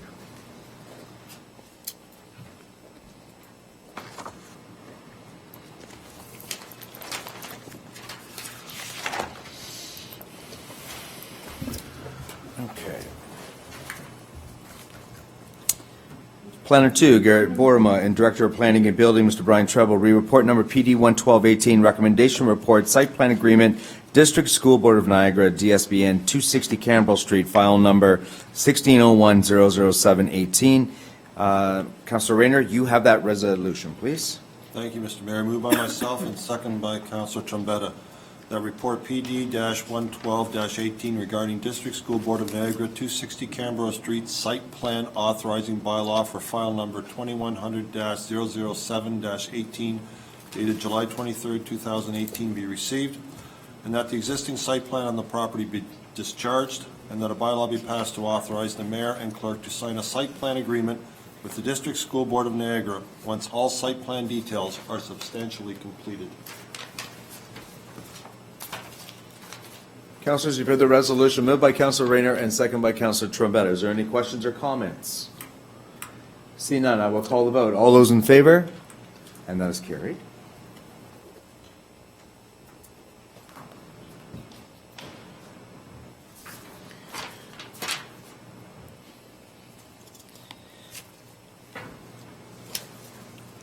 D, Director of Planning and Building, Mr. Brian Treble, report number PD 12218, recommendation report, crossings on the 20, plan of condominium, request for extension of draft plan approval, both north and south communities, file numbers 2100-07208 CDM South and 2100-07209 CDM North. Councilor Trombetta, you have that resolution, please. Yes, thank you, Mr. Mayor. Moved by myself and seconded by Councilor Chichek that the report PD 122-18 regarding the crossings on the 20 plan of condominium, request for an extension to draft plan approval, both north and south communities, file number 2100-072-08 CDM South and 2100-072-09 CDM North, dated July 23rd, 2018 be received, and that a draft plan approval for the crossings on the 20 plan of condominium north and south side be extended for a period of 2 years to expire on September 26, 2020, subject conditions as included at the attachment number 3 and 4 to this report. Councilors, you've read the resolution moved by Councilor Trombetta and seconded by Councilor Chichuk. Is there any comments or questions? I see Councilor Bell to my right. Go ahead, Councilor. Through you, Mayor Joyner, to Mr. Treble. Again, they're asking for an extension. This project started back in 2009. It's now 2018. I guess my question as I read through this, do you know that the owners or the representatives, have they read this report and do they fully understand it? And especially the part that says final extension for both developments, which that really means don't come back and ask for another extension, because by the time they get to 2020, that's going to be 11 years they've had to develop this land. So, Director? Through you, Mr. Mayor. I have been in touch with the planning consultant for the file, and he is in support of the staff report that is presented tonight. Certainly for the south community, there is a great desire to get going. The developer wants to get shovel in the ground on that particular property. The complication has been around the quality of the soil and some leaching, or whatever the right word would be, of zinc, I believe it is, from the neighboring abandoned landfill site to the west, I guess it would be. So that's been the complication, and I believe, though, they are nearing the end of that process, so they should be able to move forward. And we have been doing site plan reviews and engineering reviews of that proposal. So I know the south community is in good shape. The north community is a bit more complicated, but by achieving the installation of the storm sewer, that at least accomplishes the one big hurdle that they had there. The challenge is it's a single loaded road that would be developed on a condo site, and so it's not as economical as the double-loaded road that they have in the south community. So I'm not as confident about that one, but I am confident the south community will be in good shape by 2020. So can I just ask for some clarification there? Is it potentially a chance that the north, actually, that development won't go forward? Is there a potential? Through you, Mr. Mayor, there is a potential, but there's also another discussion in the works that I think you're aware of as well with Legion Villas. So, Okay. So yeah, there's other players at stake as well. Okay. Seeing no more questions or comments, I will call the vote. All those in favor? And that is carried. Thank you.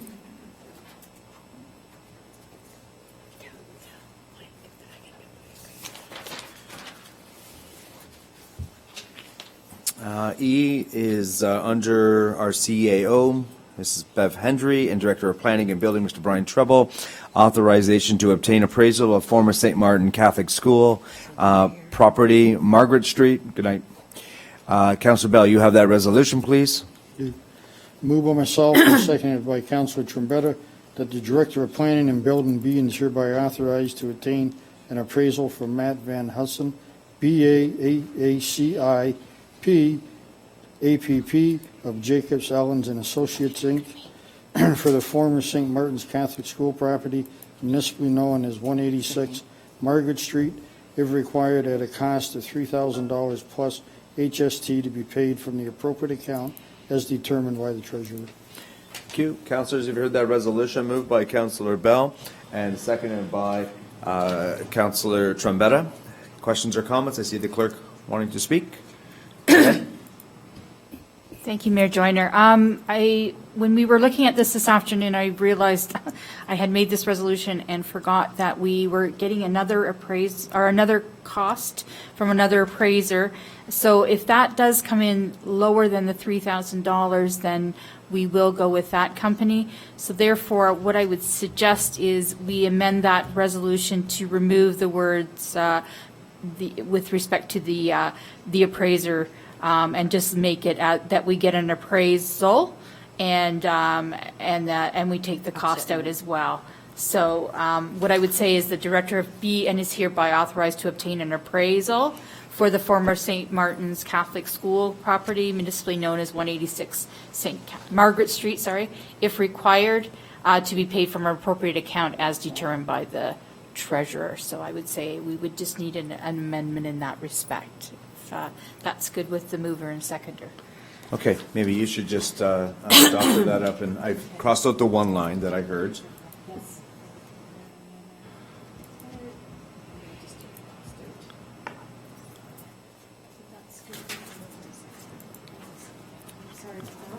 Okay, so moved by Councilor Bell and second by Councilor Trombetta that the Director of Planning and Building be and is hereby authorized to obtain an appraisal for the former St. Martin Catholic School property, municipally known as 186 Margaret Street, if required to be paid from an appropriate account as determined by treasurer. Any other questions or comments? Seeing none. Ms. Hendry, you don't want to speak to it at all? No, not, sorry again, not at this point. Okay. I'll call the vote. All those in favor? And that is carried.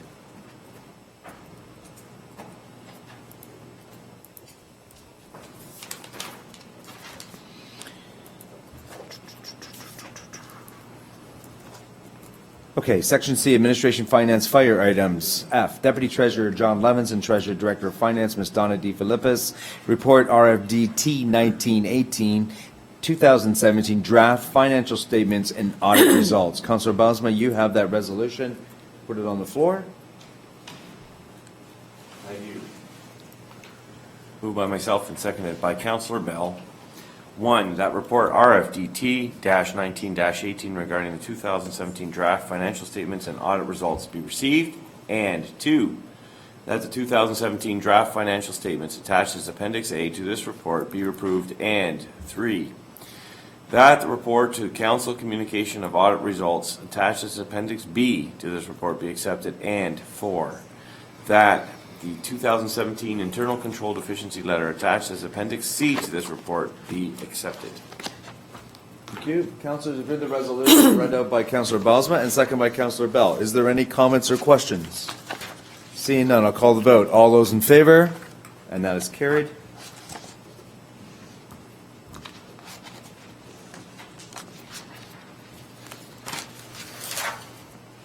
Amendment to Budget, Treasurer Director of Finance, Ms. Donna D. Philippis, report RFD T2018, accumulated operating surplus as of December 31st, 2017, amendment to budget. Councillor Joanne Chichuk, you have that resolution, please.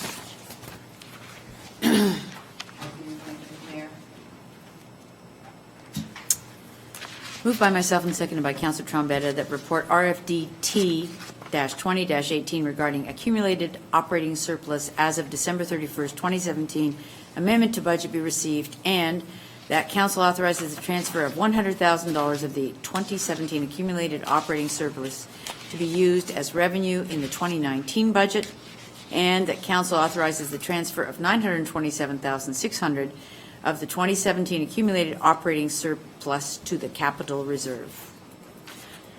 Thank you, councilors. You've heard the resolution moved by Councilor Chichuk and seconded by Councilor Trombetta. Is there any questions or comments? Seeing none, I will call the vote. All those in favor? That is carried. Thank you.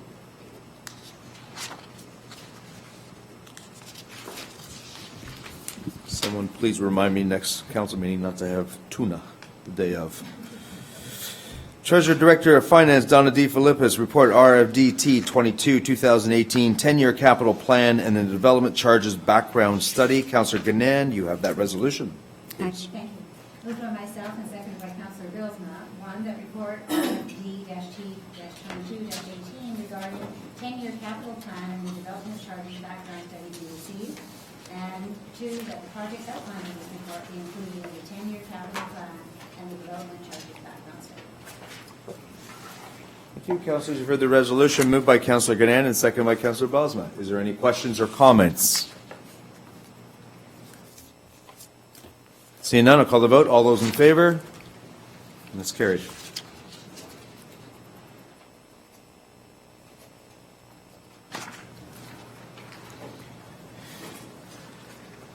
Section D, Public Works Recreation Arena Items, Amendment to Budget. Arena Parks Operations Supervisor Mr. Bob Dennison and Director of Public Works and Engineering Mr. Brent Julian. Report RFD PW 22 2018 Town Hall Kitchen Improvements, Amendment to Budget. Councillor Rayner, you have that resolution. Yes. Thank you, Mr. Mayor. Moved by myself and second once again by Councillor Trombetta. The Budget Amendment Report RFD-PW-22-2018 Re-Town Hall Kitchen Improvements Amendment to Budget dated July 23, 2018 be received, and that Council approve an amendment to budget in an amount of up to $6,000 for the replacement of kitchen cupboards in the staff lunchroom to be funded from the Capital Reserve. Councillors have heard the resolution moved by Councillor Rayner and seconded by Councillor Trombetta. Is there any questions or comments? Color, wood, description, anything? Anybody want to know? All right. All those in favor? Carried.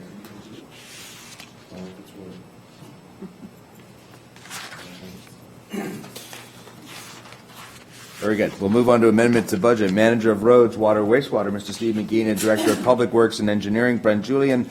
Report RFD PW 19-2018 Utility Tractor with amendments. With attachments, tender authorization, amendment to budget. Councillor Trombetta, you have that resolution. Yes, thank you, Mr. Mayor. Moved by myself and seconded by Councillor Bell that report RFD PW 19-2018 Utility Tractor with attachment tender authorization amendment to budget dated July 23, 2018 be received, and that Council accept a tender submission by Premier Equipment for the supply and delivery of a new utility tractor with attachments in the amount of $142,188. And that Council approve a budget amendment in the amount of $10,691 to be funded from the equipment reserve for the new utility tractor and attachments, and that a bylaw be passed to authorize the mayor and clerk to enter an agreement with Premier Equipment Limited. Councillors, you've heard the resolution moved by Councillor Trombetta and seconded by Councillor Bell. Is there any questions or comments? Seeing none, I'll call the vote. All those in favor? And it's carried.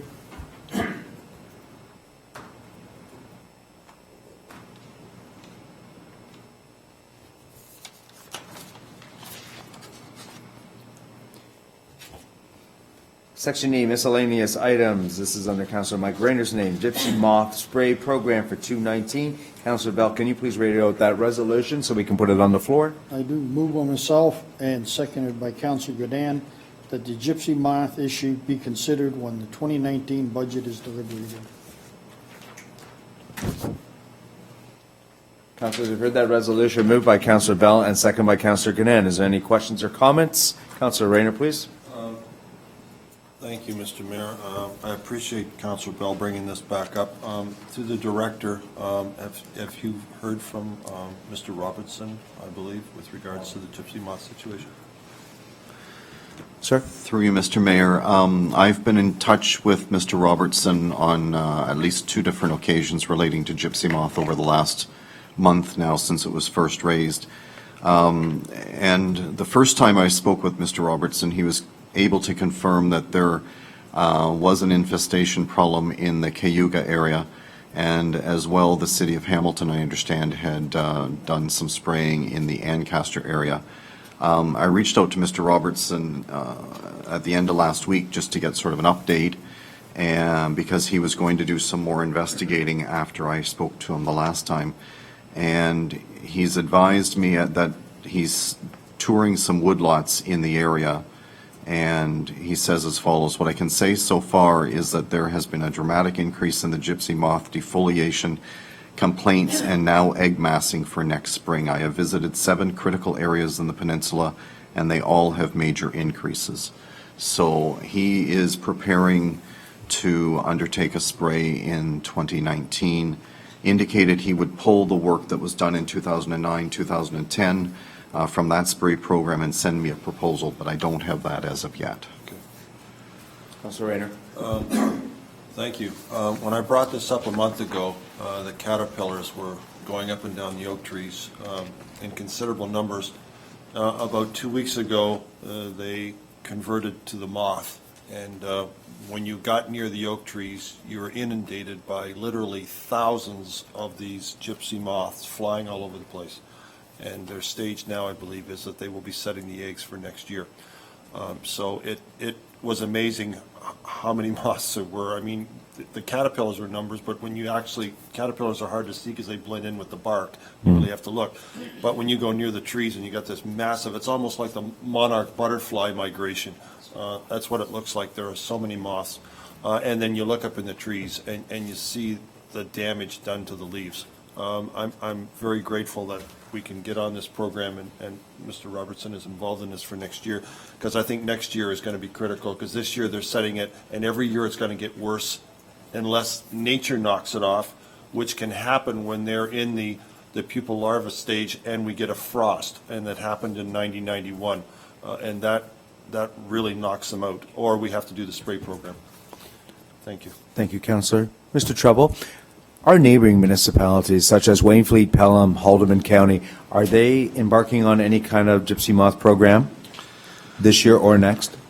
Through you, Mr. Mayor, it's too late to do anything for this year, as I understand it. Okay. So the focus will be on getting ready for a spray early next year. The way it was done the last time was that Mr. Robertson of Trees Unlimited reached out to the area municipalities and asked the municipalities to participate, especially where it impacted road allowances and trees on road allowances that are in our ownership. And participating property owners were also asked to step to the plate. So he'll be working on a cost program and the whole bit. Okay. I'm not aware of what the status is of other municipalities right now, except the city of Hamilton. I have been in touch with them and confirmed that they, in fact, are very actively on the matter. So, I'm not sure, but could you look into this week's or last week's Voice of Pelham to see if there's something on the front page about gypsy moth?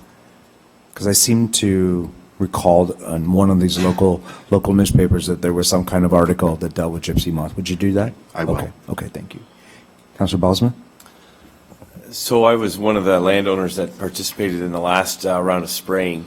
And so I just want to confirm that we're looking at a similar program where, and as I understand it, the municipality kind of provided the facility, the platform. I know it came here, and so there was some costs incurred that the municipality was basically bearing so that landowners could come and discuss with Paul their spray options and book spraying program. And so it's not necessary, just to be clear, we're not paying for the spraying of private landowners' woodlots.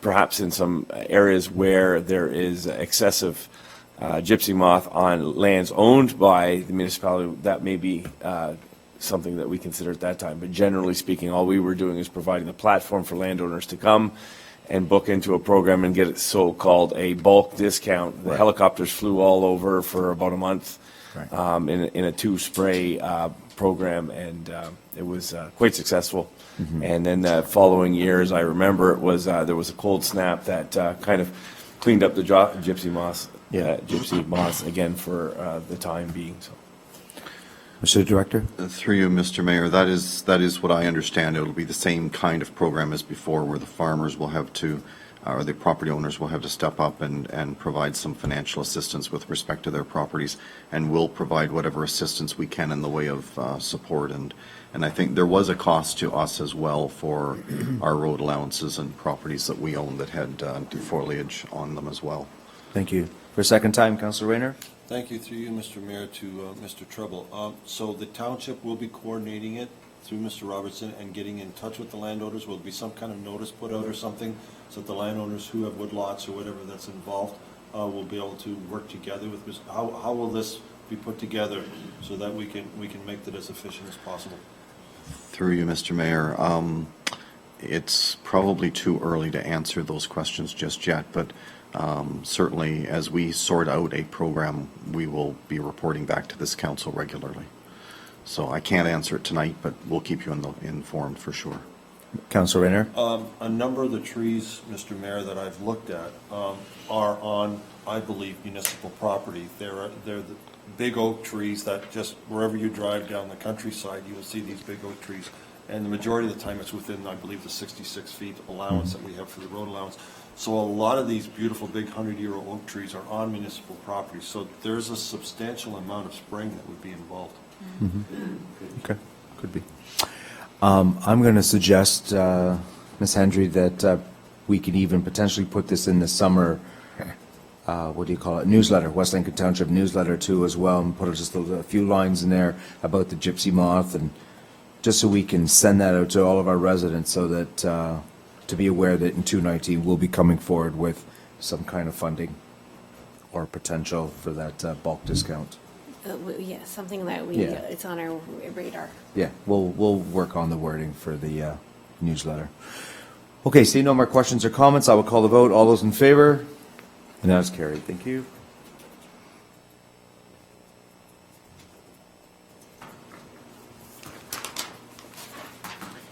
Okay, we'll move on to council remarks from members of council. We'll start on my right.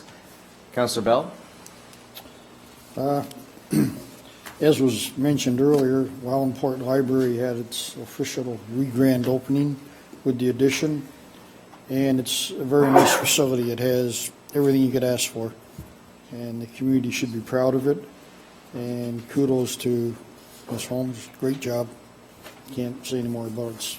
I know other councils want to talk to it, so I'll keep it short. Yeah. Just want to talk about the upcoming Chamber Barbecue on Saturday, July 28th. It's a community barbecue for all of West Lincoln. The key word is here, it's free.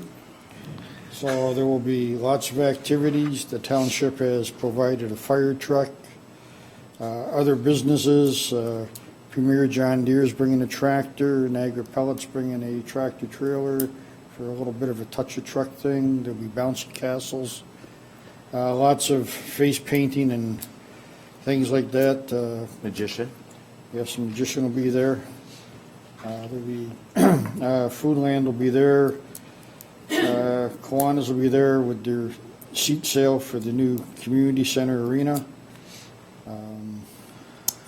Just it's going to be a great day. Rain or shine, it's going to happen. So come on out and enjoy it. And the township has helped us put this on, getting the property ready for us, picking up some debris, cleaning it up, cutting the grass. So it's been a real community effort by a lot of people, and we appreciate all the sponsors that have stepped up to the plate for that. So that's really good. Friday night was out for dinner at the dairy. It was put on by one of our local dairy farmers in West Niagara, and it was a great event. It was great to see so many people. They were anticipating 2,000 plus to come out to it. And it was wonderful to see all the kids out there because some are from farms, some do have cattle, but it was pretty obvious a lot of them don't, just touching the cows, and it was a real hands-on. If you wanted to milk, they let you actually touch the milkers. And so it was a real great event for everybody, for the adults and the kids. And again, they had activities for the kids after. And it was a free event because they had it on Facebook. All you had to do was register. Mm-hmm. So it was a great event. So. And it's put on by the Dairy Board. That's right. Supply Management, Dairy Farmers of Ontario. Okay. So it was a great event, so that's about it. I'll save some for everybody else. Okay. Thank you, Councillor. Councillor Bosma? Yeah, thank you very much. I too was at the library, but I'll let others speak on that. There was one event that I wanted to highlight and thank. So last week, there was a significant number of students, violin and strings students, that came from right across Canada, from BC and PEI, and they converged on Smithville for every other year for the last 12 years. The Canadian Reformed Church in Smithville hosts a strings camp. I'm glad to say that two of my daughters participate in that. But one of the neat features that they conducted was small groups of them appeared all over the town of Smithville and Wellandport and various other points in our municipality, and just did some good old-fashioned busking, and it was a neat experience. Some of these kids are like 4 and 5 and 6, and it was just a highlight for them.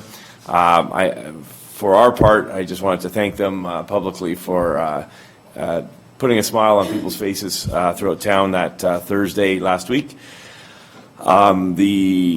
The camp culminated in three concerts, one in Smithville, one in Ancaster, and one in Grimsby, and then a group of some of the more senior students did a tour all the way through Ottawa, Quebec, and into PEI. And so they're wrapping that up. They wrapped it up on the weekend. So just wanted to highlight that. And just one last question, and I don't know if it was a bit of an oversight, but the chief has been here all evening, and I didn't see that he has a spot to actually speak. So I did have a question for him, and so I'm kind of left hanging here, but I'm going to ask my question anyways. Go ahead. Go ahead. We put him under consent agenda tonight. So I'm going to make sure he gets at least a couple words on the record so he gets paid for the evening.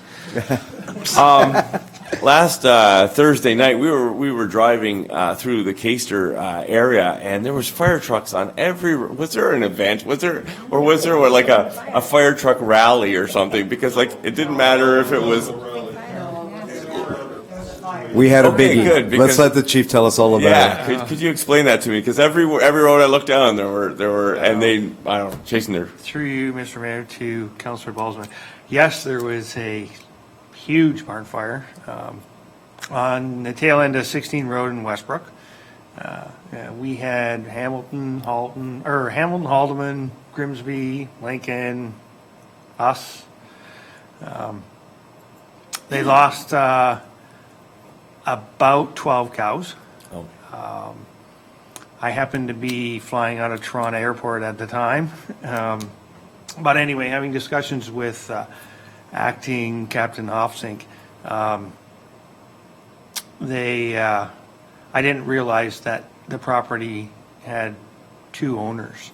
So there was an owner that owned the dairy side and an owner that owned the cash crop side. So the guy that had the dairy farm, or part of the dairy farm, both from West Lincoln, but he lost about 12 cows.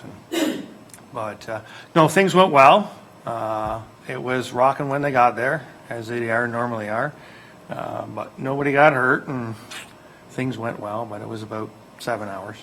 Yeah, okay, that kind of makes sense. It was just the wide range. The trucks seemed to be finding water wherever they can, and I know that there was a fire ban. Is that still? That's the last little question I wanted to ask you. The fire ban still in effect even with the rain? Correct. Good. Yeah. On record. Yeah. Thank you. Okay. Councillor Ganad. Just a couple of things as well. I know probably people are thinking that I'm going to speak a great deal about this morning in the library, and I'm not actually. Come on, we set you up. We had a couple of fires up there before. Everybody knows that I'm thrilled it's No, there. we had a couple of fires up there, small ones, silo. Turn your mic on, Cheryl. Of this council, I thought I had it on. Anyway. No, it's not. Anyway, thank you. I've never been more proud to be a member of this council, a member of the library board, or a resident of West Lincoln than I was this morning. It was an absolutely wonderful ceremony. The Indigenous aspect of it and the blessing of the garden and the explanation of the plants that were there was a wonderful thing, and it gave people, I think, a lot of really good feelings. And I thank Vanessa over and over for all the work that she's done. So she knows that I'm in her corner and that I really appreciate everything that she's done for our library system. I, secondly, would like to commend the staff who are working on the Music in the Park series. Music in the Park this year has been terrific. The first two were wonderful. Different styles of music, equally appreciated by everyone who was there. They've had commanded wonderful weather so far, and it's been a wonderful experience just to sit out with, 50, 60, 70 people and enjoy being out in the fresh air and listening to the music. And so I thank you to the staff who are arranging all of that. And my third point is just to mention that the age-friendly meeting for August will be August the 10th. We're not trying to compete at all with the long weekend, and so we've moved that forward to 9:30 in the morning on Friday, August 10th. So that's it. Thank you. Councillor, can I ask you to give just a brief report on one of the age-friendly meetings that you went to out of town? And you talked about a very good point of collaboration, as we talked about a very good point of collaboration at our MIAC meeting too. You know what I'm talking about? I do. Okay. Well, one of the things, there was a forum put on throughout Niagara where municipalities were asked to speak about what was happening in their age-friendly organizations. And we're very new. At the time, we'd had 5 meetings, but I very diligently tried to fill out the forum that came. And as it turned out, we were we were part of the presentation, and I suddenly had to speak about what was happening here. And one of the things that came out of that that is particularly interesting, I think that the mayor's referring to, is that from the provincial level, they are now really looking at age-friendly as being all ages and looking at some collaboration between the youth and what they are looking for in a community and also the older adults. And so we're looking at probably putting together in the next term of council membership on each of those committees, so that somebody from Age Friendly might perhaps sit in on the MIAC committee and somebody from MIAC would sit in on the Age Friendly intergenerational committee, and we'd really be looking. And of course, as I'm saying at Age Friendly all of the time, it's my hope that our new facility is going to, and here's the word again, facilitate that happening, that we have opportunities for more intergenerational work in our municipality as well. So, Good. thank you. Thank you.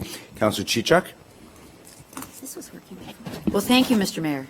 And I've never been more disappointed in Councillor Gannan and her term on council as her not promoting and giving us a great review of what it was at the library today. But I do have to say that I join Councillor Gannan in being proud and full of joy and happiness about today's presentation, or the reopening of that wonderful library that dates back. I believe that the library board has actually been planning that for over a decade. And it was with their hard work and conscientiousness, as well as that of this council and councils before us, who put money aside slowly.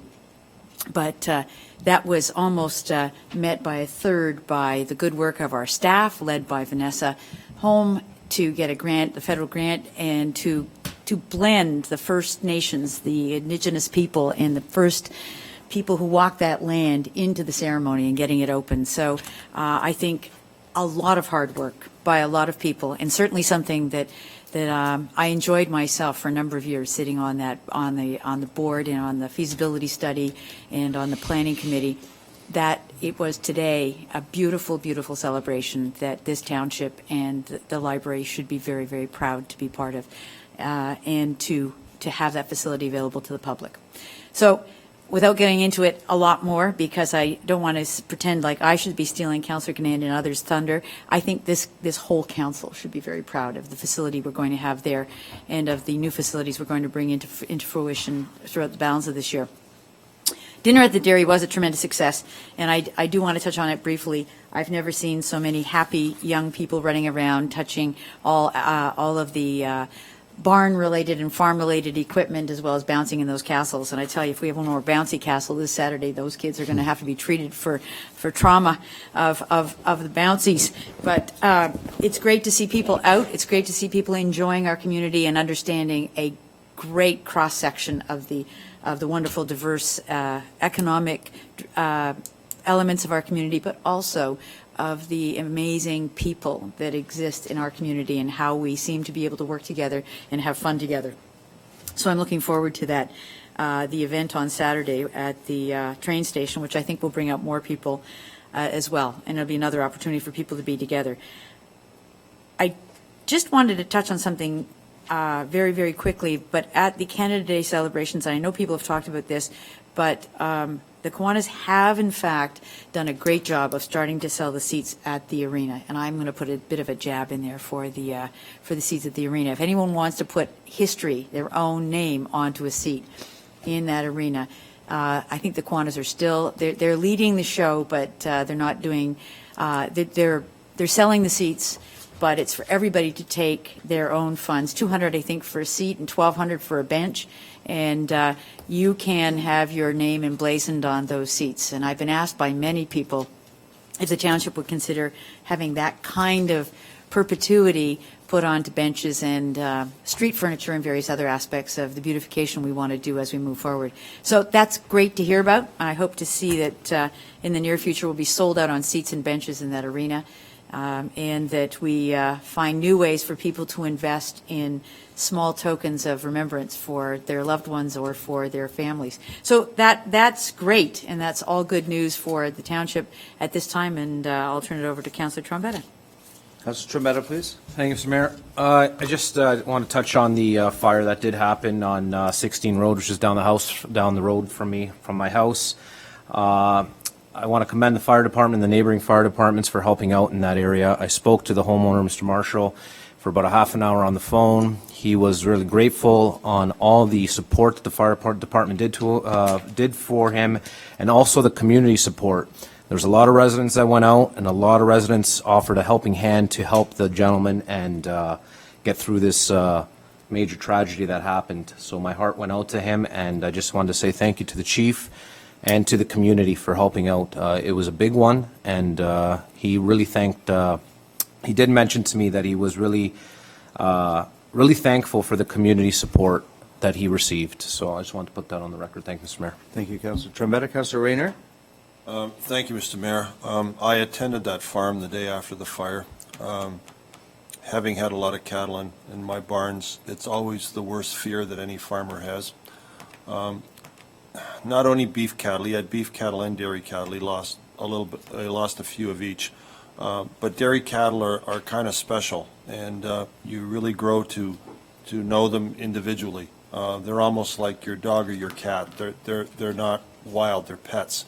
Not only that, but your breeding program that you've done and the work that you've done to build your herd up, it's devastating for something like this.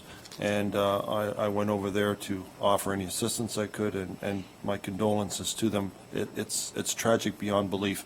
But one thing that Mr. Marshall said to me very clearly, he said he really thanked the fire department. He said the guys did a phenomenal job.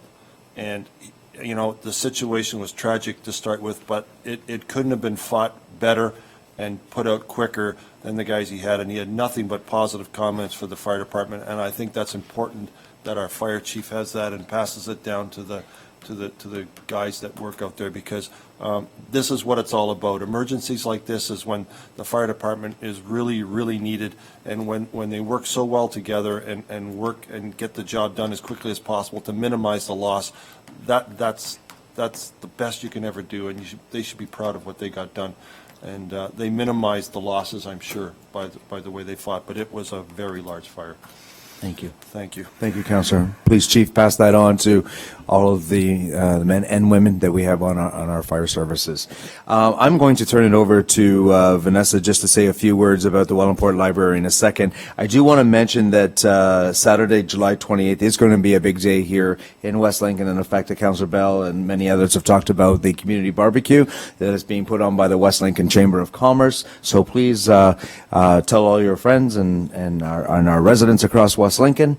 But also, our movie in the park is going to happen on July 28th too as well. You might recall that we advertised it on July 14th, but we had a rain out that night. So we've had to move it to July 28th. So movie in the park will be at our West Lincoln Leisureplex. I believe it starts at 7:30, 8 o'clock. I believe there also is going to be some face painting and some free popcorn. So please bring your blankets and your lawn chairs and come out and watch Finding Dory. Good old Disney classic. So anyway, that's the 28th. Before I turn it over, Vanessa, if you could just kind of just give us just a brief overview of how you saw the day go today. I know that you've chatted with a lot of us and you were very much pleased. What I would like you to talk about a little bit is some of the important philanthropy that happens in this municipality.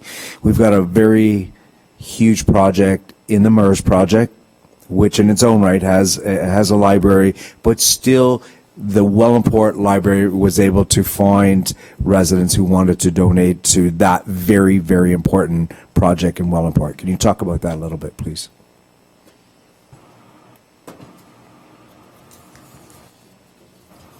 Sure. Through you, Mayor, to members of Council, today was a wonderful day for Wellandport and especially all of West Lincoln.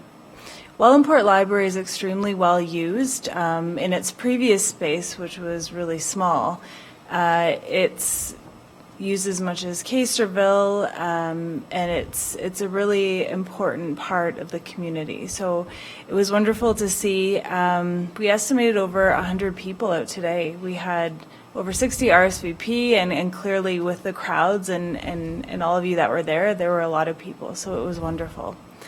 In terms of philanthropy and donations, we're very lucky. We had, right now we have the MERS fundraising going on, but we still have members of the community that are wishing to donate to both, and they wanted to make sure that they were able to give some funds to Wellandport as well. So we'll be installing a donor wall in our community living room space.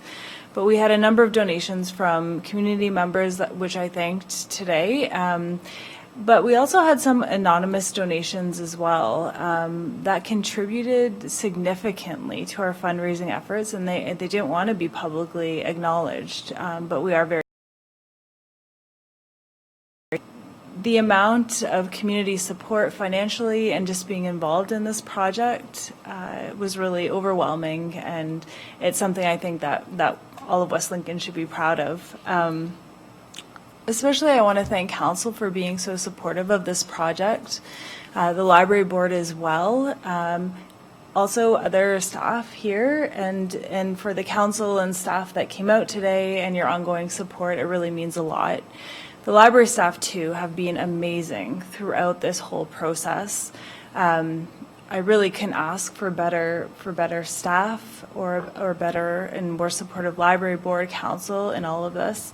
And even Parks and Rec staff too, like I said today. I mean, the amount, they're in the background, and even today they're kind of in the back. But they're, like I said, they've moved boxes of books over and over. They'll be doing it again, hopefully, if they're not tired of it again for the MERS library. But the amount that they help as well. So I think overall, if anything, this has shown me that the team we have here at West Lincoln, Council, staff, everyone really is amazing and works together. So it was nice to see this come together for Wellandport, and I'm sure, again, we'll see it happen with the MERS project. So Very thank good. you. Thank you for that wrap-up. That's exactly what I was looking for. So you hit the nail right on the head when you said we have a really good, strong team here in West Lincoln. When things need to be done, everybody pulls together and gets it done. And I know that the Parks and Rec staff, I know that you wanted to personally thank them because they did put in a lot of hard work in moving boxes and books, and Mr. Bob Dennison and Mr. Brent Julian and his team on Parks and Rec really came through for the West Lincoln Library Board. So again, thank you, and we look forward to the next grand opening. Thank you so much. We will move on to new items of business. There are no new items of business. Last but not least, we have bylaws. Councillor Belsma, you have the resolution for all of the bylaws. Please. Thank you very much. Moved by myself and seconded by Councillor Ganand that leave be granted to introduce bylaws 2018-67, 68, 69, 70, 71, and 72, and that the same shall be considered to have been read a first, second, and third time with one reading and are hereby adopted, and the mayor and the clerk be and are hereby authorized to assign and affix the corporate seal thereto, any rule of this council to the contrary notwithstanding. Councillors, you've heard the resolution, moved by Councillor Bosma and seconded by Councillor Ganand. Is there any questions or comments about tonight's bylaws? Seeing none, I'll call the vote. All those in favor? And that is carried. Thank you.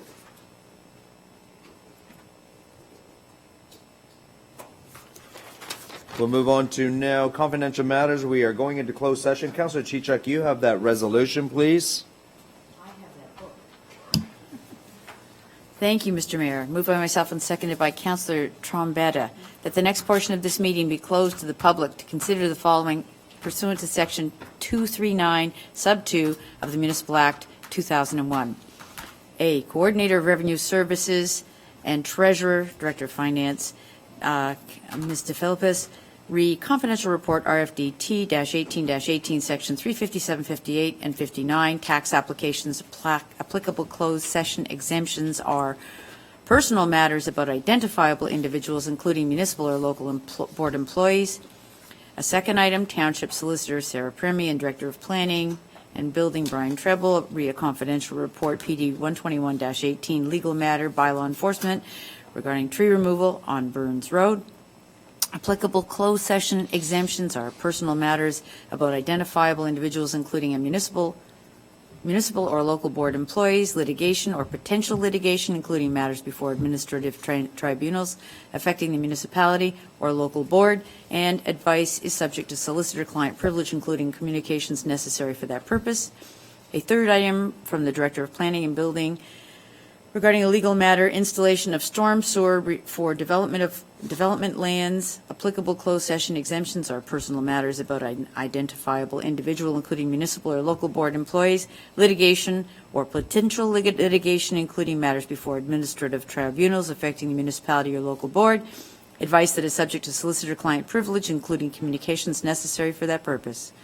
And the fourth item is the Director of Planning again, regarding a bylaw enforcement legal matter, building code issue, and the applicable closed session exemptions are personal matters about identifiable individuals, including municipal or local board employees, litigation or potential litigation, including matters before administrative tribunals affecting the municipality or local board. Councillors, you've heard the resolution, moved by Councillor Chichuk and seconded by Councillor Trombetta. Any questions or comments? Seeing none. All those in favor? And as carried. We are going to just take a little bit of a recess here. We've all been sitting now for almost 4 hours, so